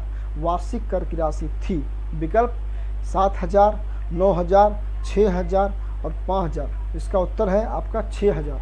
6,000 रुपया इसका विकल्प है, 6,000 रुपये। तो वास्तव में जहांगीर ने जब टैक्स इम्पोज किया था तो नागवंश का शासक था दुर्जन साल, ये 1628 में। अब देखिए सवाल इससे बन सकता है कि जहांगीर का समकालीन कौन था? तो जहांगीर का समकालीन कौन था? राजा दुर्जन साल था, है ना। तो ये था इसका आंसर 6,000 रुपया। अगला, प्रारंभिक काल में महतो के कार्यभार से पहले उरांव ग्रामों का पुरोहिती लौकी प्रधान कौन था? पुजार, गोरैत, बैगा, इनमें से कोई नहीं। एक बात देख लीजिए, थोड़ा सा देखिए, थोड़ा सा आप लोग को दिमाग लगाना है किसी कि आप लोग जो झारखंड पढ़ते हैं। अब देखिए, पुजार है, गोरैत है, बैगा है, और उसके बाद इनमें से कोई नहीं है, इनमें से कोई नहीं। तो यहाँ पे देखिए, पुजार और जो बैगा है ना, ये पुजार और बैगा जो है धर्म से संबंधित है। और यहाँ क्या बोल रहा है? ग्रामों का पुरोहितीय लौकिक प्रधान। तो लौकिक प्रधान में धार्मिक कार्य में जब सबसे जल्दी कुछ भी आएगा तो सबसे पहले आपका ये बैगा ही आएगा। ये बैगा ही इसका आंसर आपका होगा। इसलिए ना आगे पढ़ेंगे आप देखिएगा कि बैगा जो है था धर्म से संबंधित कोई भी जितना सवाल आया है सब बैगा पे आया है, और बैगा ही वहाँ का प्रमुख था धार्मिक रूप से। तो इसलिए इसमें बैगा आंसर होगा। अगला, संथालों के सामुदायिक व्यवस्था में मांझी का उप प्रधान कौन था? प्रधान, मुस्तंजीर, परानिक, गोरैत। इसका आंसर है परानिक। तो जब संथालों की जो सारी व्यवस्था पढ़िएगा तब जाकर ये क्लियर होगा। इसमें इतना विस्तार से नहीं करेंगे, विस्तार से बहुत लंबा समय लग जाएगा। अगला आपका है, मुंडा मानकी व्यवस्था को किस अधिकारी ने मंजूरी दिया था? थॉमसन, ठीक है ना, कार्लायल, क्लीवलैंड और थॉमस विल्किंसन। तो वास्तव में जो विल्किंसन रूल था ना, विल्किंसन रूल यही से स्टार्ट हुआ था आपका। मुंडा मान की व्यवस्था और विल्किंसन रूल का सब संबंध है आपस का। तो इसका आंसर क्या होगा? इसका आंसर होगा आपका थॉमस विल्किंसन। क्योंकि विल्किंसन रूल जो ही आगे जाकर के आपको पढ़ना है। विल्किंसन रूल बहुत चर्चा में था। विल्किंसन रूल आप लोग देख लीजिएगा यार,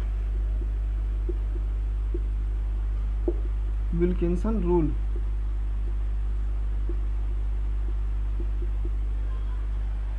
ठीक है, आगे बढ़िए। वर्ष 2016 का पद्म श्री अवार्ड झारखंड के किस पर्यावरणविद को सम्मानित किया गया? ऑप्शन है शिवलाल सागर, डॉक्टर सुरेंद्र प्रसाद, सिमन उरांव, अशोक भगत। तो इसका आंसर क्या हो जाएगा? सिमन उरांव। सिमन उरांव को 2016 में पद्म श्री मिला था। इस बार देखा जाए ना तो 2020 में जो पद्मश्री मिला है, पद्मश्री मिला है, तो एक से मिला है आपका शशिधर आचार्य को, शशिधर आचार्य को मिला है छऊ नृत्य के लिए, और दूसरा मिला है मधु मंसूरी हंसमुख, मधु मंसूरी हंसमुख। ये किसके लिए है? नागपुरी गीत। ये शशिधर आचार्य जो हैं, ये आपको सरायकेला खरसावा में और दिल्ली में भी ये सिखाते हैं डांस छऊ का, इनको मिला है। मधु मंसूरी बहुत पॉपुलर हैं, मधु मंसूरी हंसमुख बहुत पॉपुलर है। मधु मंसूरी हंसमुख जो हैं नागपुरी गीत के लिए इनको बेचारे को मिला है। ये रांची में जो रातू सिमलिया है उसके निवासी हैं, और इनका एक बहुत पॉपुलर हुआ था, हम पढ़ के सुनाते हैं आपको। इनका बहुत एक पॉपुलर हुआ था मधु मंसूरी मनसूख का, और हो सकती यहीं से, चूँकि झारखंड के आंदोलन और झारखंड का जो विस्थापन का बहुत सारा मूवमेंट हुआ है, उस झारखंड के बंटवारे और विस्थापन में इनका मधु मंसूरी हंसमुख का जो नागपुरी कविताएं हैं, नागपुरी कविताएं का बहुत रोल रहा है, और इसलिए बहुत चर्चा में आए थे। एक कविता इनकी बहुत चर्चा में थी, उसको हम पढ़ते हैं। गाँव छोड़ब नाही, जंगल छोड़ब नाही, माय माटी छोड़ब नहीं, लड़ाई छोड़ब नहीं। जमुना सुखी, नर्मदा सुखी, सुखी सुवर रेखा, गंगा बनी गंदी नाली, कृष्णा काली रेखा, और तुम पियोगे पेप्सी कोला, बिस्लेरी का पानी, हम कैसे अपना प्यास बुझाएं, पीकर कचरा पानी। तो ये जो नागपुरी सॉन्ग था ना, ये नागपुरी गीत था, इतना पॉपुलर हुआ, वेरी पॉपुलर, और इसीलिए फिर जाकर के आगे जा करके बहुत सारे ये लिखे भी, बहुत सारे नागपुरी कविताएं, नागपुरी गीत, बहुत नागपुरी रंगमंच पे काम किए। तो इनको मिला है इस बार का, मधु मंसूरी हंसमुख को मिला है पद्मश्री अवार्ड। मेरा यहाँ पे ये कहने का अप्रोच है कि अगर यदि कोई बड़ा साहित्य अकादमी का अवार्ड हो, कोई बड़ा अवार्ड हो, पद्मश्री का अवार्ड हो, पद्म भूषण हो, और झारखंड का मिला है, तो एग्जाम में पूछेगा ही पूछेगा, जो उसको करके जाइए, परीक्षा में पूछना ही पूछना है वो। ठीक है, अगला, सन 2016 में झारखंड विधानसभा के द्वारा किस विधायक को उत्कृष्ट विधायक के रूप में सम्मानित किया गया? Answer Stephen Marandi. तो देखिए उस साल जो एमएलए अभी देखिए आपको अम्बा प्रसाद को, एमएलए है अम्बा प्रसाद झारखंड की, और इसको हेमंत सोरेन जी को, दोनों को अवार्ड मिला है, उत्कृष्ट अवार्ड मिला। देख लीजिएगा, ये विस्तार से देख लीजिएगा, तो वो सब पूछने की संभावना है, पूछेगा अम्बा प्रसाद के बारे में, और ये हमारे सीएम हैं उनके बारे में। अगला, सन 2015 के गणतंत्र समारोह में जिस झांकी को द्वितीय पुरस्कार प्राप्त हुआ वह था? ऑप्शन मलूटी मंदिर, रजरप्पा मंदिर, देवघर मंदिर, बांसुकीनाथ मंदिर। तो ऑप्शन क्या हो जाएगा? ऑप्शन आपका हो जाएगा मलूटी मंदिर हो जाएगा, है ना, मलूटी मंदिर आपका हो जाएगा ऑप्शन। अगला, किस वस्तु के सीधा लाभ स्थानांतरण के में झारखंड देश का पहला राज्य बना? ऑप्शन चीनी, दाल, खाद्य तेल और केरोसिन तेल। इसका आंसर क्या है? केरोसिन तेल। उस समय क्या हुआ था, जो डीबीटी है ना, डायरेक्ट बेनिफिट ट्रांसफर, जो डीबीटी है डायरेक्ट बेनिफिट ट्रांसफर जो है, उसमें आपका केरोसिन जो ऑयल है वो झारखंड में बहुत चर्चा में रहा था। केरोसिन तेल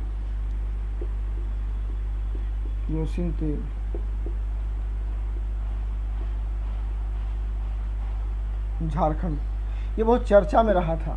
इसीलिए पूछा चूँकि केरोसिन तेल का जो बेनिफिट स्कीम है वो सारे पब्लिक को मिल रहा था और ये स्टार्ट हुआ था झारखंड से ही, इसीलिए इसको ये चर्चा में था तो पूछ दिया। देखिए बहुत वेरी वेरी उसमें इम्पोर्टेंट था।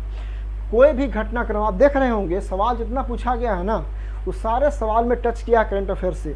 जितना घटनाक्रम झारखंड का करंट अफेयर्स हो रहा है उसको करना पड़ेगा आपको। अगला, ऊर्जा गंगा जगदीशपुर हल्दिया गैस पाइपलाइन झारखंड के किस जिले से नहीं गुजरेगी? ऑप्शन धनबाद, बोकारो, पूर्वी सिंहभूम और पश्चिमी सिंहभूम। इसका ऑप्शन होगा पश्चिमी सिंहभूम। एक्चुअली ये है क्या देख लीजिए, ये जो पाइपलाइन झारखंड में आया है ना, अगर झारखंड का मैप से इसको देखिएगा, झारखंड से मैप से देखिएगा तो ये आपका यहाँ पे है आपका धनबाद, यहाँ पे आपका है बोकारो और यहाँ पे है आपका पूर्वी सिंहभूम। तो ये इस तरह से जो पाइपलाइन है यहाँ से पास हुआ और ये आपका है पश्चिमी सिंहभूम। तो ऑब्वियस सी बात है कि यहाँ पे आपका नहीं हो। ये आपका है धनबाद, है ना, और ये आपका है बोकारो, ये आपका है पश्चिमी सिंहभूम और ये आपका है पूर्वी सिंहभूम। तो ये जो पाइपलाइन है ना, जो पाइपलाइन है वहाँ से आके ऐसे पास की है। धनबाद को टच करेगा, बोकारो को करेगा और करेगा पूर्वी सिंहभूम को। पश्चिमी सिंहभूम को टच ये नहीं करेगा, तो इसका आंसर हो जाएगा आपका पश्चिमी सिंहभूम। अगला आपका है, कौन सा कथन ढोकलो सोहोर महासमिति के लिए सही नहीं है? तो खाली हम उत्तर बोल दे रहे हैं कि पंचायती राज का समर्थन किया। ढोकलो सोहोर व्यवस्था है, अभी पढ़िएगा आप, मुंडा मान की व्यवस्था, ढोकलो सोहोर व्यवस्था, जो बहुत सारी जो व्यवस्थाएं हैं, कम से कम उसका नाम पढ़ दे रहे हैं आपको कि क्या क्या नाम है।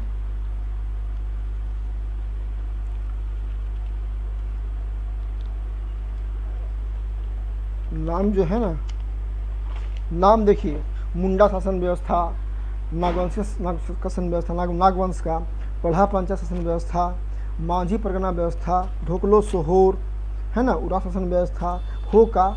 तो ये सब जो व्यवस्था है, ये व्यवस्थाएं में कुछ व्यवस्थाएं ऐसी हैं जो पंचायती राज को इन लोग एक्सेप्ट नहीं करता है। तो इसमें इसका आंसर ही होगा कि इसने पंचायती राज का समर्थन नहीं किया। ठीक है ना। अगला, जिसने जंगल को साफ किया और खेती तिहार किया उस परिवार को क्या बोलते हैं? यहाँ पे ऑप्शन है, ठीक है, भूइहर्स, चालो पच्चो, बैगा और पुजारी। अब देखिए, बैगा और पुजार तो अपने आप कट जाएगा, क्योंकि बैगा और पुजार जो है सो धर्म संबंधी है और यहाँ पूछा है जमीन संबंधी, तो खट गया। अब बचा दो, चलो पच्चो और भूइहर्स। तो चलो पच्चो क्या, पच्चो जो है ना, ये पच्चो शब्द है, ये पच्चो जो शब्द है कुरुख में, ऐसे इसका नाम चला पच्चा है। चलो पच्चो यहाँ दिया है, गलती दिया है, तो वास्तव में चला पच्चा है, चला पच्चो है। ये चला पच्चो जो है सो कुरुख में इसका होता है मतलब बुढ़िया, कुरुख में इसका मतलब होता है बुढ़िया। तो वास्तव में धार्मिक प्रमुख के सेंस में ये बार आता है, लेकिन यहाँ पे विकल्प में जमीन का जो बात है तो इसका होगा भूइहर्स। तो इसका आंसर क्या होगा? इसका आंसर होगा भूइहर्स, पहला आंसर होगा। अगला आपका है, ग्रामीण शासकीय व्यवस्था में बैगा का क्या कार्य है? तो हम बोल ही दिए, बैगा धार्मिक चीज़ है। तो देखिए ऑप्शन देखिए, ग्रामीण देवताओं का शांत करना पहला, दूसरा ग्रामीण सेवक का काम करना, तीसरा बढ़ाई का काम करना और चौथा लोहार का काम करना। तो भैया लोहार का काम नहीं होगा, बढ़ाई नहीं होगा, ग्राम सेवक भी नहीं होगा। सिंपल सा बात है कि बैगा जो है वो ग्रामीण देवता। सुनिए, आप लोग जब पढ़ रहे हैं, एक बार जो पढ़ा हुआ है किताब, जो पूरा एक बार बुक पढ़ा हुआ है, उसको पता होगा बैगा के बारे में, बथुड़ी के बारे में, पुजार के बारे में, ठीक है ना, या लोहार के बारे में, बढ़ई के बारे में, गुरैत के बारे में, मांझी के बारे में। तो इसमें सब आपको आइडिया मिल जाएगा कि ये शब्द किससे जुड़ा हुआ है। तो बैगा जो शब्द धार्मिक व्यक्ति के लिए है, तो इसलिए क्या हो जाएगा? पहला आंसर होगा इसका ए, ग्रामीण देवताओं को शांत करना। अगला है, झारखंड के सदान का मुख्य व्यवसाय क्या है? तो ऑप्शन शिकार, खेती, व्यापार, बुनाई। तो खेती हो जाएगा। झारखंड के जो नॉन ट्राइबल सदा मूलवासी हैं, उनका जो मुख्य काम है वो अभी भी खेती ही है। भले झारखंड में बहुत सारे उद्योग हैं, लेकिन खेती में ही सबसे अधिक लोग लगे हुए हैं। अगला, निम्नलिखित भाषाओं में से कौन सा भाषा झारखंड के आदिवासी समुदाय से विलुप्त हो गया है? मुंडारी, कुड़ुख, खरिया और असूरी। तो असूरी इसका आंसर होगा, असूरी, डी असूरी। वास्तव में असूरी जो है वो एक आदिम जनजाति की भाषा है और ये झारखंड से धीरे धीरे विलुप्त हो रही है। सरकार इसके लिए चिंता भी व्यक्त करती रहती है बार बार। ये आदिम जनजाति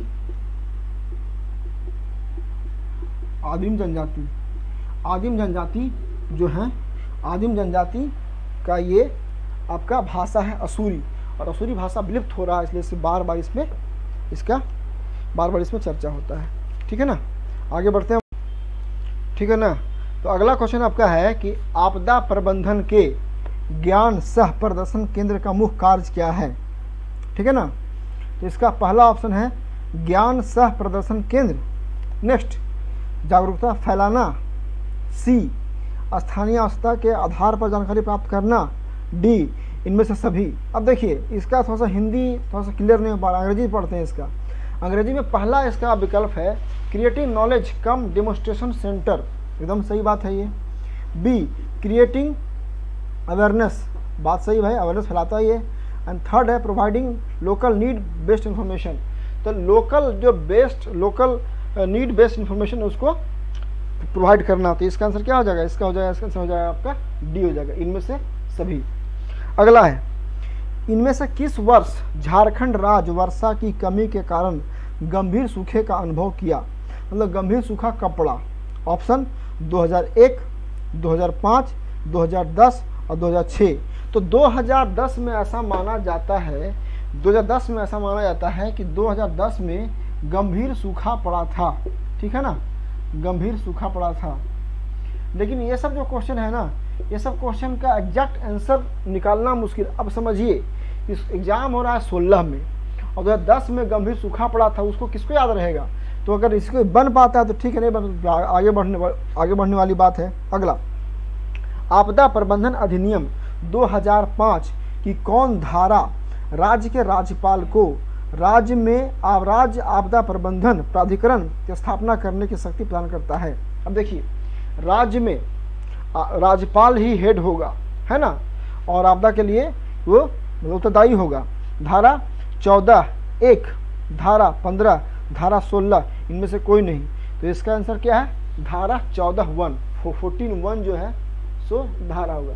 एक्चुअली ये जो 14 होता है ना, ये होता है धारा, और 1 होता है उपधारा, ये होता है सेक्शन, ये होता है सब सेक्शन। तो इसका आंसर होगा ए। अब आपदा प्रबंधन अधिनियम जो है उसको 2005 का ये आपका सिलेबस में है, चूँकि जो पेपर 2 में सिलेबस है ना मिसलेनियस वाला, विविध मिसलेनियस, तो उसमें आपको पढ़ना आपदा प्रबंधन। तो जब आपदा प्रबंधन पढ़ेंगे तो आपको अधिनियम पढ़ना ही पड़ेगा। अधिनियम में सब तो नहीं, लेकिन कुछ मुख्य धारा आपको पढ़ना पड़ेगा। अगला है, झारखंड का पहला वाईफाई ग्राम निम्नलिखित में से कौन सा किस प्रखंड में है? इचाक, कसमार, चौपारण, गोविंदपुर। तो इसका आंसर है कसमार। कसमार जो है वो कसमार एक्चुअली बेरमो बोकारो में है ना। कसमार जो है ना, कसमार जो है वो बेरमो आपका बोकारो में है। तो हुआ क्या था, बात उसमें हो रही थी कि किस किस गांव में वाईफाई हर गांव में लगा हुआ है। कोई ऐसा गांव जहां पे कोई ऐसा प्रखंड जिसके सारे गांव में अगर वाईफाई लगा हुआ तो उसको ये पुरस्कार मिल रहा था उस समय। तो उस समय ये आपका कसमार चर्चा में था। कसमार ऐसा प्रखंड था पहला जिसके सारे गांव में वाईफाई लगा दिया गया था। अगला, हाल ही में देश के पहले लेखेल विश्वविद्यालय की स्थापना के लिए झारखंड राज्य एवं निम्नलिखित में से किसके बीच एएमयू हुआ? तो सीसीएल, एनटीपीसी, सेल, टिस्को। तो ये सब करंट का सवाल है, ये सब सारा करंट अफेयर्स का सवाल है। और उस समय जो रहा, उस समय जो इसका आंसर है सीसीएल। तो इसका आंसर आपका है सीसीएल। तो सीसीएल उस समय करंट में रहा होगा, तो ये पूछ दिया आपको। अगला, जलवायु के प्रमुख घटक जो झारखंड राज्य के वन के क्षेत्र को जलवायु को प्रभावित कर रहे हैं, ठीक है ना। तो इसमें इसका आंसर हम बोल दे रहे हैं, इसका आंसर है बी, जंगल की आग। झारखंड में हमेशा महुआ चुनने के समय या गर्मी के दिनों में झारखंड में आग लग जाती है। आग कभी कभी स्वयं लगती है, कभी कभी आग लगा दिया जाता है। तो जो झारखंड में जो आग लगता है ना, ये जो फैलता है पूरा आग, उससे झारखंड के जंगलों को नुकसान पहुंचाता है। और ऐसा माना जाता है कि अगर जंगल में आग लगी हुई है तो आज के आसपास का जो जलवायु है उसको भी प्रभावित करेगा। तो इसका आंसर होगा जंगल की आग। अगला आपका है झारखंड राज्य में जंगलों के सुरक्षित वनों के रूप में वर्गीकृत करने का उद्देश्य है। तो इसका आंसर है बिना अनुमति सभी गतिविधियों पर प्रतिबंध, है ना। इसका आंसर है बिना अनुमति सभी गतिविधियों पर प्रतिबंध। तो सुरक्षित वन के बाद हम सब बात कर लेते हैं। तो सुरक्षित वन होता है ना, सुरक्षित वन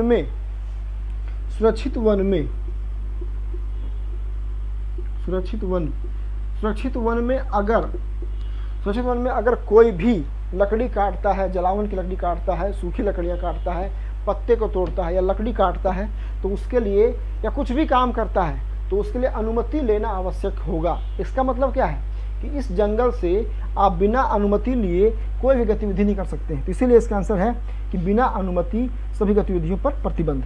अगला है NIDM रिपोर्ट के अनुसार झारखंड राज्य में कितने प्रकार के जलवायु क्षेत्र मौजूद हैं। तो देखिए इसका आंसर यहाँ पे दिया है 3। एग्रो क्लाइमेटिक जोन या क्लाइमेटिक जोन जो झारखंड में है वो कहीं कहीं 5 दिया हुआ है ना, विवाद का विषय है, कहीं कहीं 5 कहीं 3। तो चूंकि ये यहाँ पे ऑप्शन था आपका 4, 3, 5 और 1 और जेपीएससी ने अपना ऑफिशियल आंसर की में माना 3, तो वो 3 मान के चलेंगे। ऐसा कहीं कहीं 5 भी लोग बोलते हैं लेकिन 3 मान के चलेंगे। अगला झारखंड राज्य आपदा प्रबंधन अधिनियम वर्ष में गठित की गई 2009, 2011, 2008, 2010। तो झारखंड राज्य आपदा प्रबंधन अधिनियम प्राधिकरण यह स्थापित की गई है 2010 में। तो इसका आंसर क्या हो जाएगा 2010 होगा, ठीक है ना। आगे बढ़ते हैं। जिला आपदा प्रबंधन प्राधिकरण का नेतृत्व कौन करता है, ठीक है। जिला दंडाधिकारी या जिला समाहर्ता या इनमें से कोई एक या इनमें से कोई नहीं। तो इसका आंसर सी होगा, इनमें से कोई एक।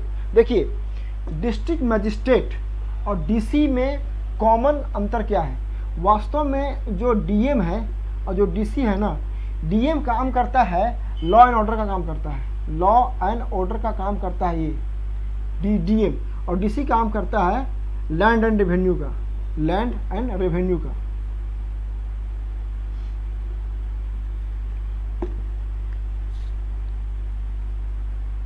लैंड एंड रेवेन्यू का काम करता है। अगर झारखंड में क्या है कि झारखंड में डीएम और डीसी एक ही आदमी होता है, एक ही व्यक्ति होता है। ये काम करता है लैंड एंड रेवेन्यू का भी और ये काम करता है आपका लॉ एंड ऑर्डर का भी। तो अगर यदि कोई वैसा जिला का जो हेड है वो अगर मान लिया जाए लॉ एंड ऑर्डर का भी काम करे और लैंड एंड रेवेन्यू का भी काम करे तो उसको बोलेंगे डीसी। झारखंड में इसीलिए जो पॉपुलरिटी है वर्ड है ये है आपका डीसी।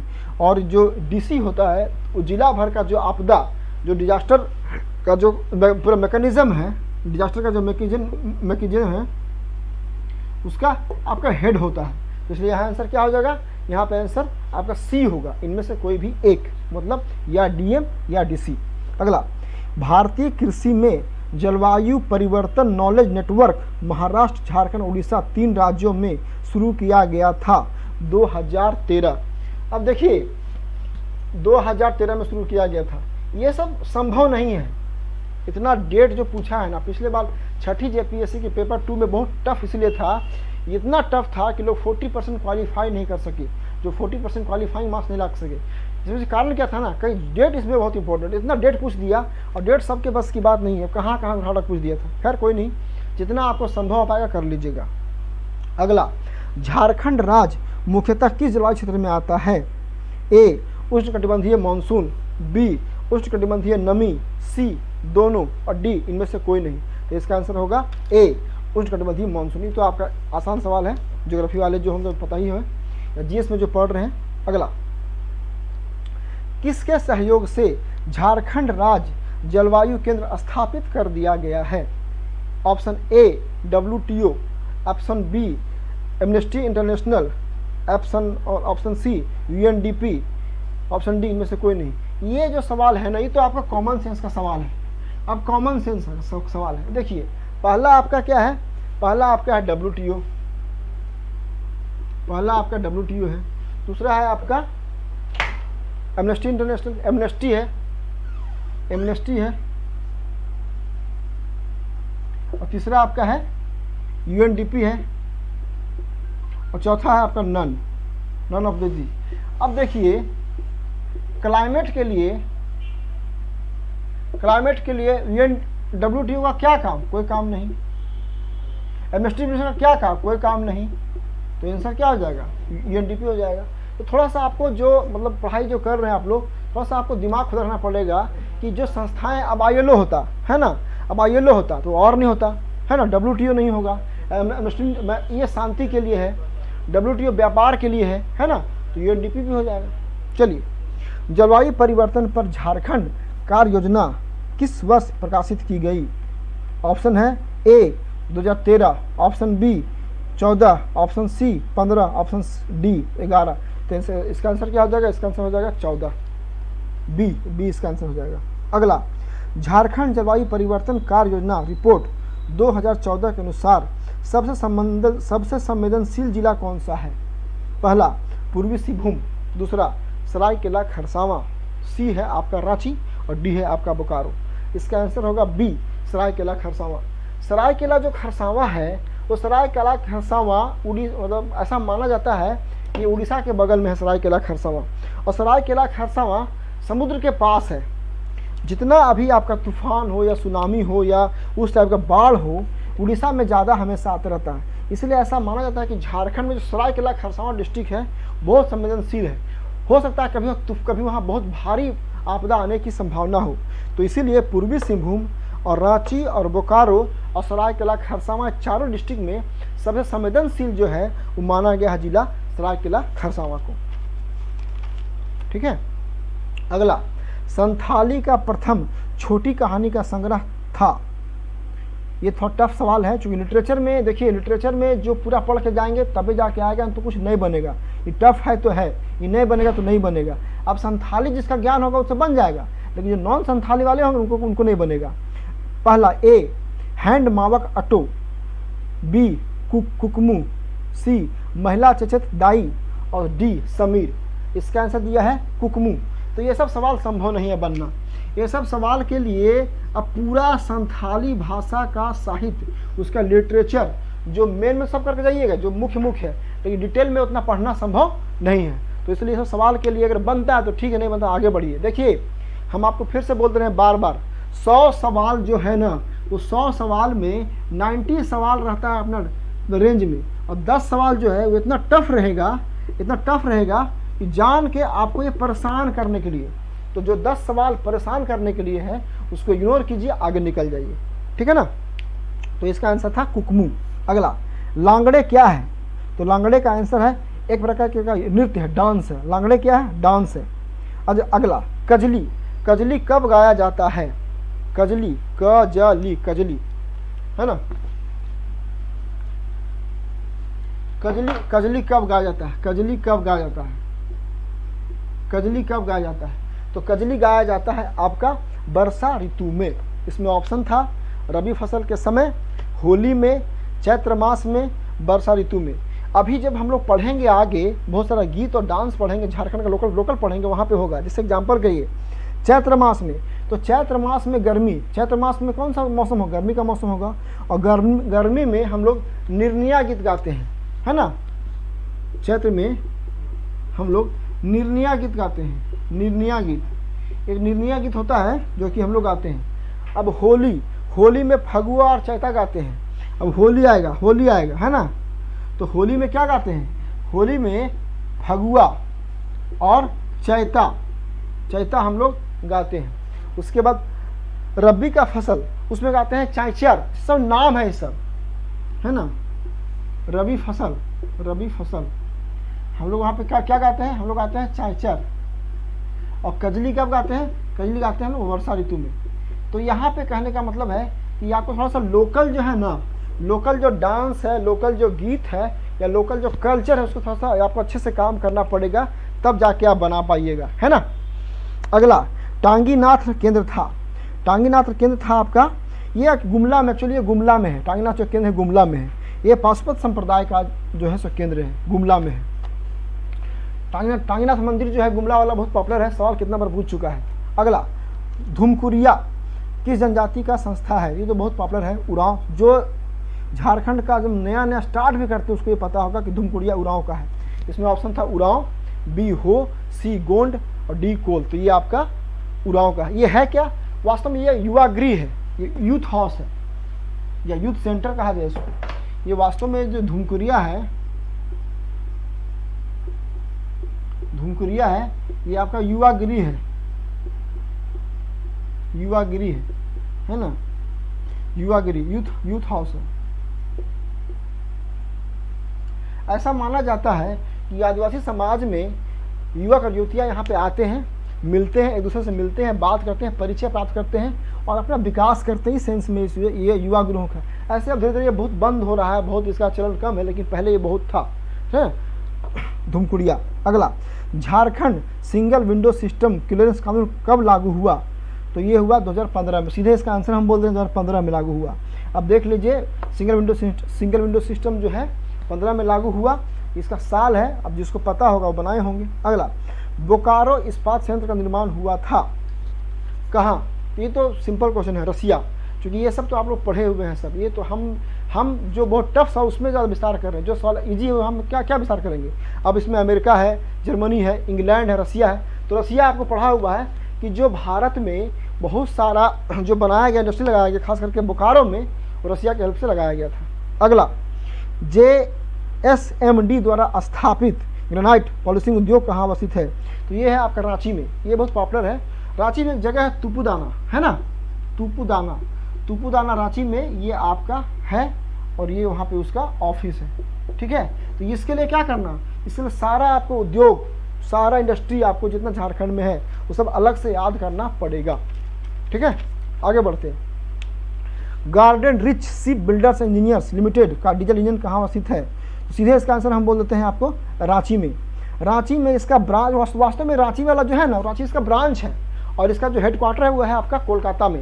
ये जो गार्डन रिच शिप जो बिल्डर्स है, इसका जो हेड ऑफिस है वो आपका है कोलकाता में और रांची वाला ब्रांच है। तो इसमें ऑप्शन था ए बोकारो, बी आदित्यपुर, आदित्यपुर का मतलब जमशेदपुर से मान लीजिए, सी कांड्रा और डी आपका रांची। तो इसका आंसर रांची हो जाएगा।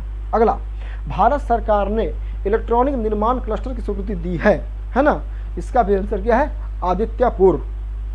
अगला, झारखंड के किस जिले में आदिवासी की जनसंख्या सबसे अधिक है? ये सवाल थोड़ा देख लीजिए। ये सवाल, ये देखिए, हम जो यहाँ आज क्लास का मतलब क्या, आज क्लास का मतलब ही है कि ये सवाल कैसे पूछ रहा है, का अप्रोच कहाँ पे होगा। अब ये सवाल जो पूछा है इसका हिंदी छोड़िए, इसका देखिए अंग्रेजी, देखिए इसका अंग्रेजी में क्या है। Which district of Jharkhand has maximum Adivasi population? यहाँ पे है, पूछा जा रहा है नोट परसेंटेज, यहाँ पूछ रहा है पॉपुलेशन, जनसंख्या कहाँ सबसे अधिक है। ठीक है ना, तो आपका पश्चिमी सिंहभूम है ऑप्शन, पूर्वी सिंहभूम है, दुमका है और लोहरदगा है। ये चारों जिला है। अब चारों जिला का डाटा आपको हम बोलते हैं, आप लगा लीजिएगा अंदाजा। ये जनसंख्या पूछा है, ना कि इसमें पूछा है परसेंटेज। तो सबसे पहले है पश्चिमी सिंहभूम। पश्चिमी सिंहभूम में है जनसंख्या है वो है आपका 20 लाख, 20 लाख आदिवासी है पश्चिमी सिंहभूम में। उसके बाद आपका है दुमका, दुमका में आपका है 17 लाख। ठीक है ना, पूर्वी सिंहभूम में आपका है 19 लाख, लोहरदगा में आपका है 3 लाख। तो इसका आंसर क्या होगा? इसका आंसर होगा पश्चिमी सिंहभूम। पश्चिमी सिंहभूम में आदिवासियों की जनसंख्या है 20 लाख। अब देखिए, अगर यदि मान लिया जाए यहीं पे रहता परसेंटेज, यहाँ अगर जनसंख्या पूछा तो क्या हो गया? ये हो गया आपका पश्चिमी सिंहभूम, पश्चिमी सिंहभूम। लेकिन आपको पूछता परसेंटेज तो होता आपका गुमला, क्योंकि गुमला में परसेंटेज सब 68% आदिवासी है, सबसे अधिक आदिवासी गुमला में 68% है। तो आपको देखिए सवाल देखना पड़ेगा आपको कि पूछा क्या है जनसंख्या। बहुत सारे लोग गलती करके इसमें आ जाएंगे। तो इसमें पूछा क्या है, जनसंख्या क्या है, मतलब संख्या में कि परसेंट। यहाँ पे पूछा गया है संख्या में, तो संख्या में होगा आपका पश्चिमी सिंहभूम। लेकिन पूछता अगर परसेंटेज तो होता आपका गुमला। ठीक है ना, आगे बढ़ते हैं। सोहराय त्यौहार दीपावली के दूसरे दिन झारखंड में किसके महिमा के लिए मनाया जाता था? अभी तो सिंपल सवाल है। अब सोहराय जो है यहाँ पे खेती धन, ऑप्शन बोल रहे खेती धन, जंगल धन, खन धन मतलब माइनिंग, खन धन और जानवर धन। तो पशुओं के लिए सिंपल सा बात है कि जो सोहराय फेस्टिवल पर्व है वो पशुओं के लिए समर्पित है। यहाँ पे क्या हो जाएगा, यहाँ पे हो जाएगा जानवर धन। जिसको अंग्रेजी में, जिसको हिंदी में समस्या होगा वो देख लीजिए। अंग्रेजी क्या है, agriculture wealth, forest wealth, mining wealth और कैटल वेल्थ। तो आपका क्या होगा, आपका आंसर हो जाएगा आपका कैटल वेल्थ, है ना, कैटल वेल्थ आपका आंसर हो जाएगा। मतलब ये पशुओं के लिए है ये, ठीक है। आगे बढ़ते हैं। अब आपका है बाबूलाल मरांडी। अब सब आगे करंट। बाबूलाल मरांडी झारखंड के मुख्यमंत्री पद संभालते हैं। कौन से जिले को उप राजधानी के रूप में विकसित करने का ऐलान किया? तो सिंपल सवाल है, दुमका। जो झारखंड के जो उप राजधानी है वो दुमका ही है ना। अगला, हिल असेंबली प्लान किसके द्वारा आदिवासी उन्नति के लिए किया गया था? तो क्लीवलैंड। तो हिल असेंबली प्लान जब पढ़िएगा पूरा विस्तार से तो उसमें नाम आता है क्लीवलैंड का, है ना। तो हिल असेंबली प्लान जो है, हिल असेंबली प्लान था क्या? वास्तव में हिल असेंबली प्लान था कि जो पर्वतीय क्षेत्र, दुर्गम क्षेत्र हैं, उनके कैसे डेवलपमेंट हो, कैसे उनका विकास हो, तो इसके लिए लाया गया तो हिल असेंबली प्लान। तो जब ये पढ़िएगा आप हिल असेंबली प्लान तो उसमें आपका नाम आएगा क्लीवलैंड का। तो यहाँ ऑप्शन देख लीजिए। ऑप्शन आपका है पहला टी विल्किंसन, दूसरा क्लीवलैंड, सी लॉर्ड विलियम बेंटिक और चौथा है लॉर्ड मैकाले। तो ना लॉर्ड मैकाले होगा, ना विलियम बेंटिक होगा, ना विल्किंसन होगा। विल्किंसन होगा उसमें, विल्किंसन रूल में होगा। यहाँ पे आंसर हो जाएगा आपका क्लीवलैंड। कुछ आंसर आप एग्जाम में कीजिए ट्रायल में से। अब मान लिया देखिए, ए है, बी है, सी है, डी है। यहाँ है मैकाले, नहीं होगा भाई। विलियम बेंटिक तो होगा ही नहीं। अब दो में कंफ्यूज है कि विल्किंसन या क्लीवलैंड। तो विल्किंसन रूल से संबंधित है और हिल प्लान असेंबली प्लान था वो था किसका? वो था आपका क्लीवलैंड का। तो इसका आंसर क्या हो जाएगा? इसका आंसर होगा क्लीवलैंड। अगला, संथालों में विवाह का सबसे सामान्य स्वरूप कौन सा है? तो देखिए, जब आदिवासी पूरा पढ़ेंगे, आप 32 जब पढ़ेंगे पूरा आदिवासियों का, तो उसमें सब दिखाई पड़ेगा आपको। इतूत का, सांगा का, निर्बलोक, बुपला सब दिखाई पड़ेगा, मतलब सब मिलेगा आपको। तो उसमें बुपला इसका आंसर होगा, ठीक है। हम यहाँ थोड़ा सा गलती बोल दिए, इसलिए हमको ये बोलना था कि संथाल के साथ साथ जितने आदिवासी समुदाय हैं सबका जो वैवाहिक सिस्टम है उसको सब देखना पड़ेगा आपको, ठीक है ना। अगला, निम्नलिखित में से कौन सा जलप्रपात नदी युगल सम्मिलित नहीं है? तो इसका आंसर होगा लोध बराकर। ये तो सिंपल सवाल है, ज्योग्राफी वाले जो है सो जानेंगे इसको। तिलैया बांध निर्मित है किस पे? तो बराकर पे। यहाँ पे ऑप्शन है दामोदर, बराकर, कोनार और उसरी। तो यह हो जाएगा आपका बराकर। ये वास्तव में 1948 अमेरिका के टेनेंसी जो प्रोजेक्ट था, टेनेंसी घाटी जो प्लान था, उसी के तर्ज पे 1948 में 1948 में, है ना, डीवीसी के द्वारा शुरू किया गया था। टेनेसी वैली जो है उस पे, इसमें झारखंड में 8 बांध बनाए गए थे। ये वास्तव में इसका उद्देश्य था बिजली की व्यवस्था को पूरा करना इसका उद्देश्य था। और इसका उद्देश्य था कि जो बाढ़ आ रहा था उस बाढ़ को रोकना। तो इसलिए इसका आंसर आप यहाँ पे होगा आपका बराकर। अगला है पारसनाथ की ऊंचाई क्या है? तो पारसनाथ की ऊंचाई एकदम बच्चा सब जानता है, 1365 मीटर। रट लीजिए, 1365 मीटर, है ना। अगला, तुरामडीह में किस खनिज का होता है खनन? तो तुरामडीह में होता है खनन यूरेनियम का। तुरामडीह है कहाँ पे?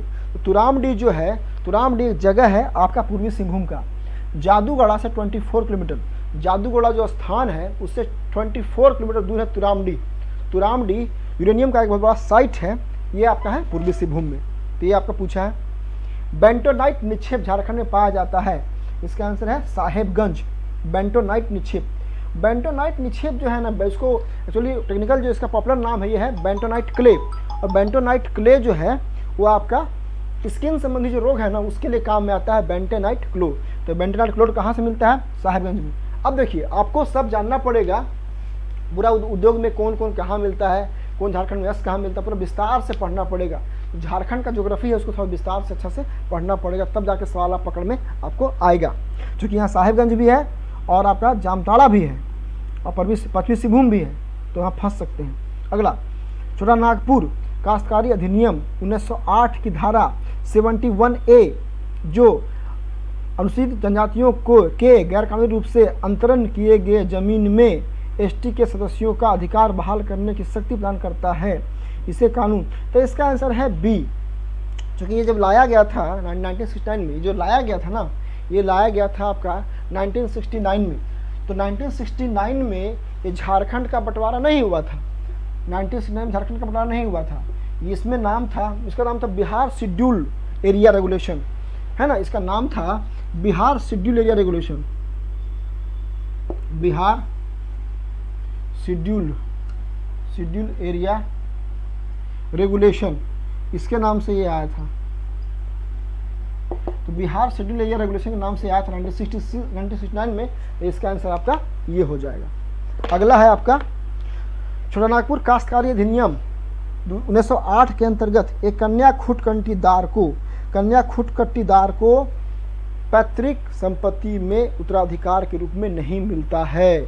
ये आप जब पढ़िएगा पूरा CNT एक्ट तो पता चलेगा कि इसमें जो है वो पैतृक संपत्ति में कन्या को नहीं माना गया उत्तराधिकारी। अभी क्या है, अभी हाल ही में सुप्रीम कोर्ट का फिर निर्णय आया है। सुप्रीम कोर्ट का निर्णय आया है ना, सुप्रीम कोर्ट का निर्णय आया है कि पिता की संपत्ति में, सुप्रीम कोर्ट का निर्णय आया है कि पिता की संपत्ति में उनके सारे संतान का बराबर का अधिकार होगा, चाहे वह पुत्र होंगे या पुत्री होंगी। हाँ, अगर पिता के द्वारा निजी अपने खरीदा गया है तो वो किसी को अधिकार से वंचित कर सकता है, लेकिन पिता का पिता मैंने बाबा पुरखों के द्वारा कोई संपत्ति आया है तो उस संपत्ति से बेटियों को भी कोई राइट छीन नहीं सकता है, छीन सकता है। और ये वास्तव में जो CNT एक्ट था उसमें कन्या खुटकट्टीदार था तो उसको इससे आपको वंचित किया गया था। देख लीजिएगा थोड़ा सा इसको और अच्छे से विस्तार से। अगला है छोटानागपुर काश्तकारी अधिनियम 1869 के अंतर्गत भुइहारी रैयती। तो भुइहारी रैयती की परिभाषा में सम्मिलित किया गया है किसको, तो इसमें देखिए इसमें सबको सम्मिलित किया गया है, चाहे आपका मुंडा हो या उराव हो या भूतखे, तो सबको इसमें सम्मिलित किया गया। देख लीजिएगा इसको थोड़ा सा और विस्तार करके। संथाल परगना काश्तकारी अधिनियम 1949 के तहत खास गांव से तात्पर्य है जहां, अब देखिए खास गांव की क्या है, खास गांव की परिभाषा है, हम आपको पढ़ दे रहे हैं। खास गांव की परिभाषा है, खास गांव की परिभाषा दी हुई है SPT एक्ट में।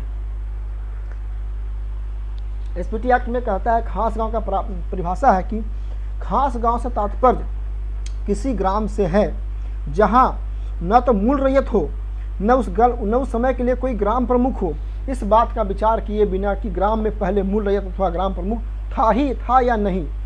तो यहाँ बात किया गया किसकी, खास गांव यहाँ से जहाँ पे कोई मूल रैयत नहीं हुआ, ऐसा खास गांव कि जहाँ पे कोई मूल रैयत हो ही नहीं, मतलब पहले से कोई रैयत था ही नहीं, उसके बारे में ये बात किया गया। तो इसको और विस्तार से पढ़ेंगे हम लोग। आगे बढ़िए। संथाल परगना काश्तकारी अधिनियम 1949 के तहत गांव के मुखिया का पद अहस्तांतरीय था। इसका ऑप्शन होगा बी, हस्तांतरीय मतलब नॉन ट्रांसफरेबल। जो मुखिया का पद था वो आपका नॉन ट्रांसफरेबल था।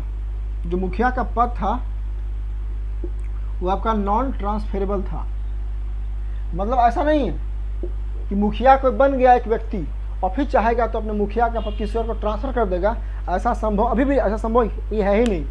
जो व्यक्ति का चुनाव हुआ वही रहेगा, ठीक है ना। आगे बढ़ते हैं हम लोग। आगे है, अब लास्ट ही है, थोड़ा सा धैर्य रखिए। और पश्चिमी सिंहभूम में उसकी चिड़िया प्रसिद्ध है। तो चिड़िया प्रसिद्ध जो चिड़िया माइंस है ना, ये लौह अयस्क खनन के लिए बहुत प्रसिद्ध है, जो पढ़े होंगे जानते ही होंगे। अगला, झारखंड का किस जिले में लाख सबसे, तो लाख खूंटी, लाख के लिए सब देखिए सब जी के इसका झारखंड का चीज़ है। चिड़िया माइंस लौह अयस्क के लिए, लाह खूंटी जिला है ना। अगला, झारखंड में प्रति व्यक्ति वन एवं पेड़ों का आच्छादन है। तो ये आपका आंसर दिया हुआ है 0.01 हेक्टेयर, ये आंसर दिया ऑफिशियल की JPSC से। इसको छोड़िए, हम लोग जब पूरा पढ़ेंगे ना जंगल का तो वहाँ पे बात करेंगे कि यहाँ पे क्या क्या कैसे कैसे है। अगला, शहीद निर्मल महतो पार्क, जिसे झारखंड के झार पार्क प्रोग्राम में सम्मिलित किया गया है। ये जिला है आपका हजारीबाग। हजारीबाग में एक पार्क है जिसका नाम है शहीद निर्मल महतो पार्क। जो हजारीबाग के लोग हैं वो जानते होंगे आसपास के, है ना। अगला आपका है रजरप्पा किन नदियों के संगम पर स्थित है। तो दामोदर और भेड़ा। रजरप्पा जो शहर है, जो मंदिर है, उसमें दो नदी का संगम है, दामोदर का, भेड़ा नदी का, जानते हैं आप लोग। आगे बढ़िए। इंडियन स्कूल ऑफ माइंस की स्थापना 1926 में। इंडियन स्कूल ऑफ माइंस की स्थापना 1926 में। ये तो एकदम सब जीके जिसका सवाल है। इंडियन स्कूल ऑफ माइंस की स्थापना, अब ये IIT बन गया है। इंडियन स्कूल ऑफ माइंस, ये वास्तव में अब IIT हो गया है। इसकी स्थापना कब हुआ? 1926 में इसकी स्थापना हुई। ठीक है, अगला तो इसमें सब देखना पड़ेगा, झारखंड जितने संस्थान हैं सबका वर्ष आपको याद करना पड़ेगा। अगला है रांची विश्वविद्यालय की स्थापना किस विश्वविद्यालय से अलग करके हुई थी? तो ये आपका है बिहार विश्वविद्यालय। ठीक है, अगला XLRI जमशेदपुर की स्थापना की गई थी, XLRI जमशेदपुर है ना, XLRI जमशेदपुर की स्थापना की गई थी। तो ये वास्तव में एक था, ये जो स्थापना हुआ था जिस समय, ये था सोसाइटी, उसका नाम था सोसाइटी ऑफ जीसस। ये चूँकि क्रिश्चियनिटी जो विंग है ना, उसका ये काम था कि भारत में जो बड़े बड़े संस्थान कुछ बने हैं, जैसे कि सेंट जेवियर कॉलेज है, सेंट कोलम्बस है, XLRI जमशेदपुर है, इस सब में आदिवासियों का नाम मैंने बोल दिए। ये जो क्रिश्चियनिटी जो है ना, उसका योगदान था, तो इसका नाम था सोसाइटी ऑफ जीसस। इसका आंसर सी होगा। अगला झारखंड की पहली महिला हॉकी खिलाड़ी जिसने ओलंपिक खेला, तो आंसर होगा निक्की प्रधान। ये करंट अफेयर्स का चीज़ है, जिसमें एग्जाम हुआ था, इसमें करंट में चर्चा में था। अगला सन 2016 में किस खिलाड़ी को पद्मश्री से सम्मानित किया गया? तो ये है आपका दीपिका कुमारी। दीपिका कुमारी एक बहुत बड़ी आर्चर है ना, आर्चरी मतलब तीरंदाज है झारखंड की, और इनको पद्मश्री मिला था। तो अब देखिए इस तरह से हम क्या देखें, इस तरह से हर एरिया में, बहुत सारा एरिया में सवाल पूछेगा झारखंड से, का आपको करना है पूरा। मेरी राय है कि एक अच्छी किताब पढ़ लीजिए, चाहे जो पढ़ना है, मनीष रंजन है, उड़ान का बुक है, लूसेंट का है, या हम लोग का जो किताब उठाया है प्लेथोरा ऑफ झारखंड, हम लोग का बुक आया है ना प्लेथोरा ऑफ झारखंड, वो है। जो पढ़ना, जो अच्छा लगे आप पढ़ लीजिए, लेकिन एक बुक पढ़ लीजिए। बाकी मेरी क्लास तो चल ही रही है, JPSC पेपर 2 का मेरा क्लास अपना चल रहा है, ठीक है ना। मोबीशाला ऐप पे क्लास मेरा चल रहा है ना। कोर्स का नाम है JPSC पेपर 2। ये पूरा कोर्स हम करवा रहे हैं, क्लास भी, टेस्ट भी, मटेरियल है। इंस्टीट्यूट है ना, इंस्टीट्यूट कौन सा है? इंस्टीट्यूट है आपका जोहार एडू कैंपस, जो मेरा इंस्टीट्यूट है उस पर आपका हो रहा है जोहार एडू कैंपस। इंस्टीट्यूट का कोड क्या है? इंस्टीट्यूट का कोड है आपका जोहार 7777, ठीक है ना। और उसके बाद ऐप का नाम है, ऐप का नाम आपका है मोबीशाला,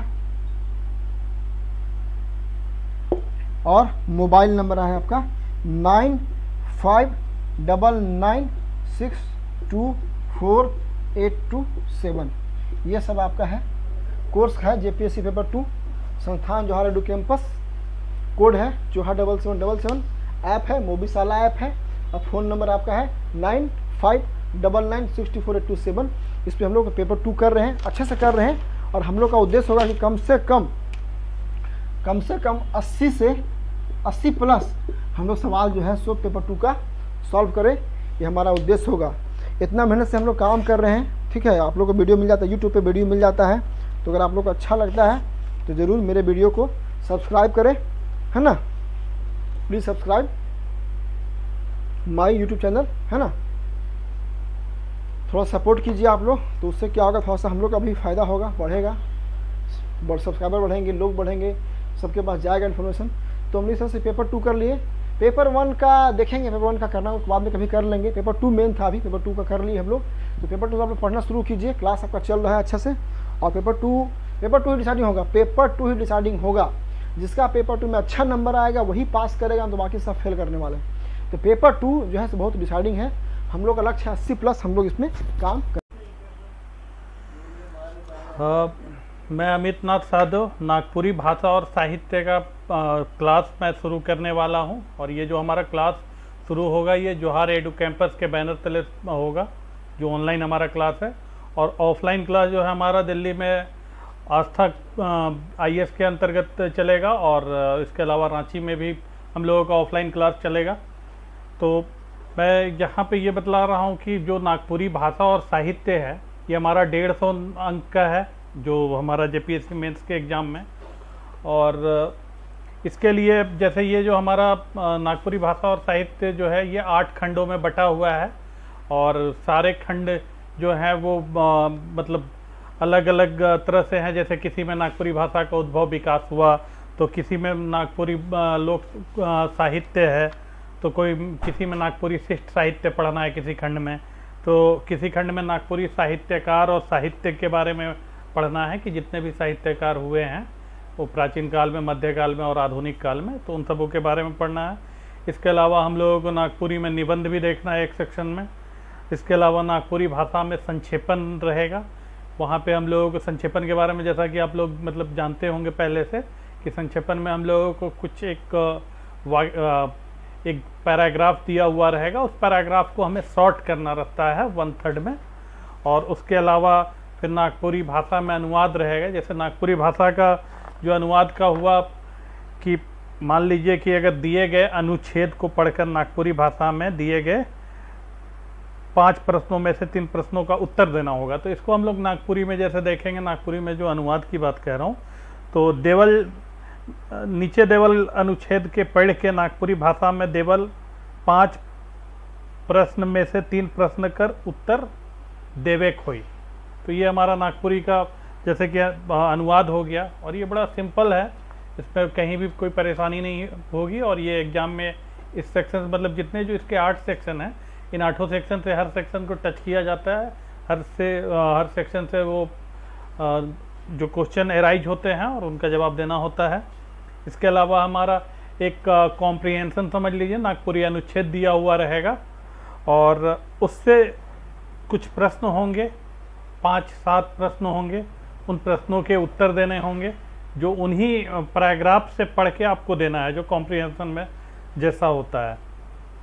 तो ये नागपुरी भाषा और साहित्य बहुत ही इंटरेस्टिंग सब्जेक्ट है, इसको पढ़ने में आप लोगों को काफ़ी मन लगेगा।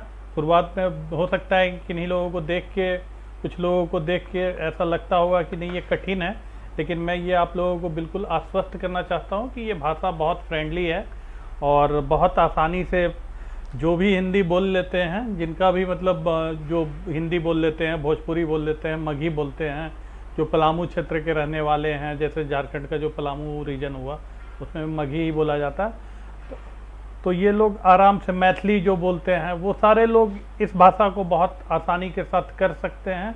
इस पे नंबर जैसे 150 का जो है इसका फुल मार्क्स, तो इसमें 110-120 नंबर आसानी से लाया जा सकता है 100 से 120 के बीच में। तो ये हमारा अभी हम लोग जल्द ही इसका रिकॉर्डिंग शुरू करेंगे, नागपुरी भाषा जो हमारा है जेपीएससी के लिए। जेएसएससी में हम लोगों के क्लासेस मतलब चल रहे हैं और अधिकांश जो सिलेबस है जेएसएससी में वो कंप्लीट हो चुका है। तो अब हमारा जेपीएससी में जल्द ही हम लोग क्लासेस का शुरू करेंगे और ऑनलाइन क्लास तो यहाँ पे शुरू हो जाएगा और ऑफलाइन क्लास दिल्ली और रांची में। अभी चूँकि कोरोना संकट का काल चल रहा है इसी वजह से थोड़ा सा विलम्ब हुआ, नहीं तो ये क्लासेस शुरू हो चुकी होती।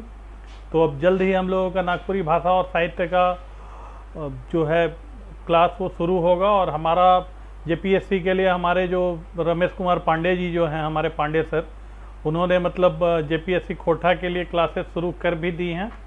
और तो अभी हम लोग जल्दी ही, चूँकि उनका भी दबाव है और छात्रों का भी दबाव है कि जल्दी से सिलेबस जल्दी से इसका जेपीएससी का कोर्स शुरू किया जाए, तो हम लोग जल्दी ही इसका क्लास शुरू करते हैं। और यहाँ पे मतलब जितनी भी परेशानियाँ आप लोगों की इस भाषा के अंतर्गत आएंगी उन सबों के निवारण के लिए मैं आपके साथ हमेशा आपके साथ हूँ। और ऐसे मेरे हिसाब से इसमें परेशानी नहीं आनी चाहिए, क्योंकि बहुत ही आसान और बहुत ही सुविधाजनक ये भाषा है। और चूँकि इसको टोटल 8 सेक्शन है, 8 सेक्शन में जो 2 सेक्शन है पद्य लोक साहित्य और शिष्ट साहित्य का, इसमें आप लोगों को, और साहित्यकार वाला, इसमें थोड़ा सा आप लोगों को चीज़ों को याद करना पड़ सकता है। नहीं तो बाकी जितनी भी चीज़ें हैं उनमें आपको वैसे याद करने वाली, रट्टा मारने वाली स्थिति नहीं होंगी बाकी सेक्शन में। तो इस पे हम लोग जल्दी ही क्लास शुरू करते हैं और आप ये उम्मीद करते हैं कि जो जेपीएससी का आप लोग कोर्स परचेज करेंगे, जो हमारा वीडियो देखेंगे, तो उनमें मतलब हमारा जो मोटिव रहेगा वो कि आपको 100 से 120 के बीच में जो जेपीएससी के एग्ज़ाम में जो 7वां जेपीएससी है और 7वां जेपीएससी के बारे में बोला जा रहा है कि 7वां 8वां 9वां कंबाइंड करके है। तो इनमें आपको मतलब ये हमारी प्राथमिकता रहेगी कि 100 से 120 के बीच में आपका जो मार्क्स है वो आए और आपके सिलेक्शन में ये काफ़ी योगदान दे, उसमें प्रभावी हो सके, ये ऐसी हमारी आशा है। और चलिए हम लोग जल्द ही क्लास शुरू करते हैं, तो फिर क्लास में मिलते हैं।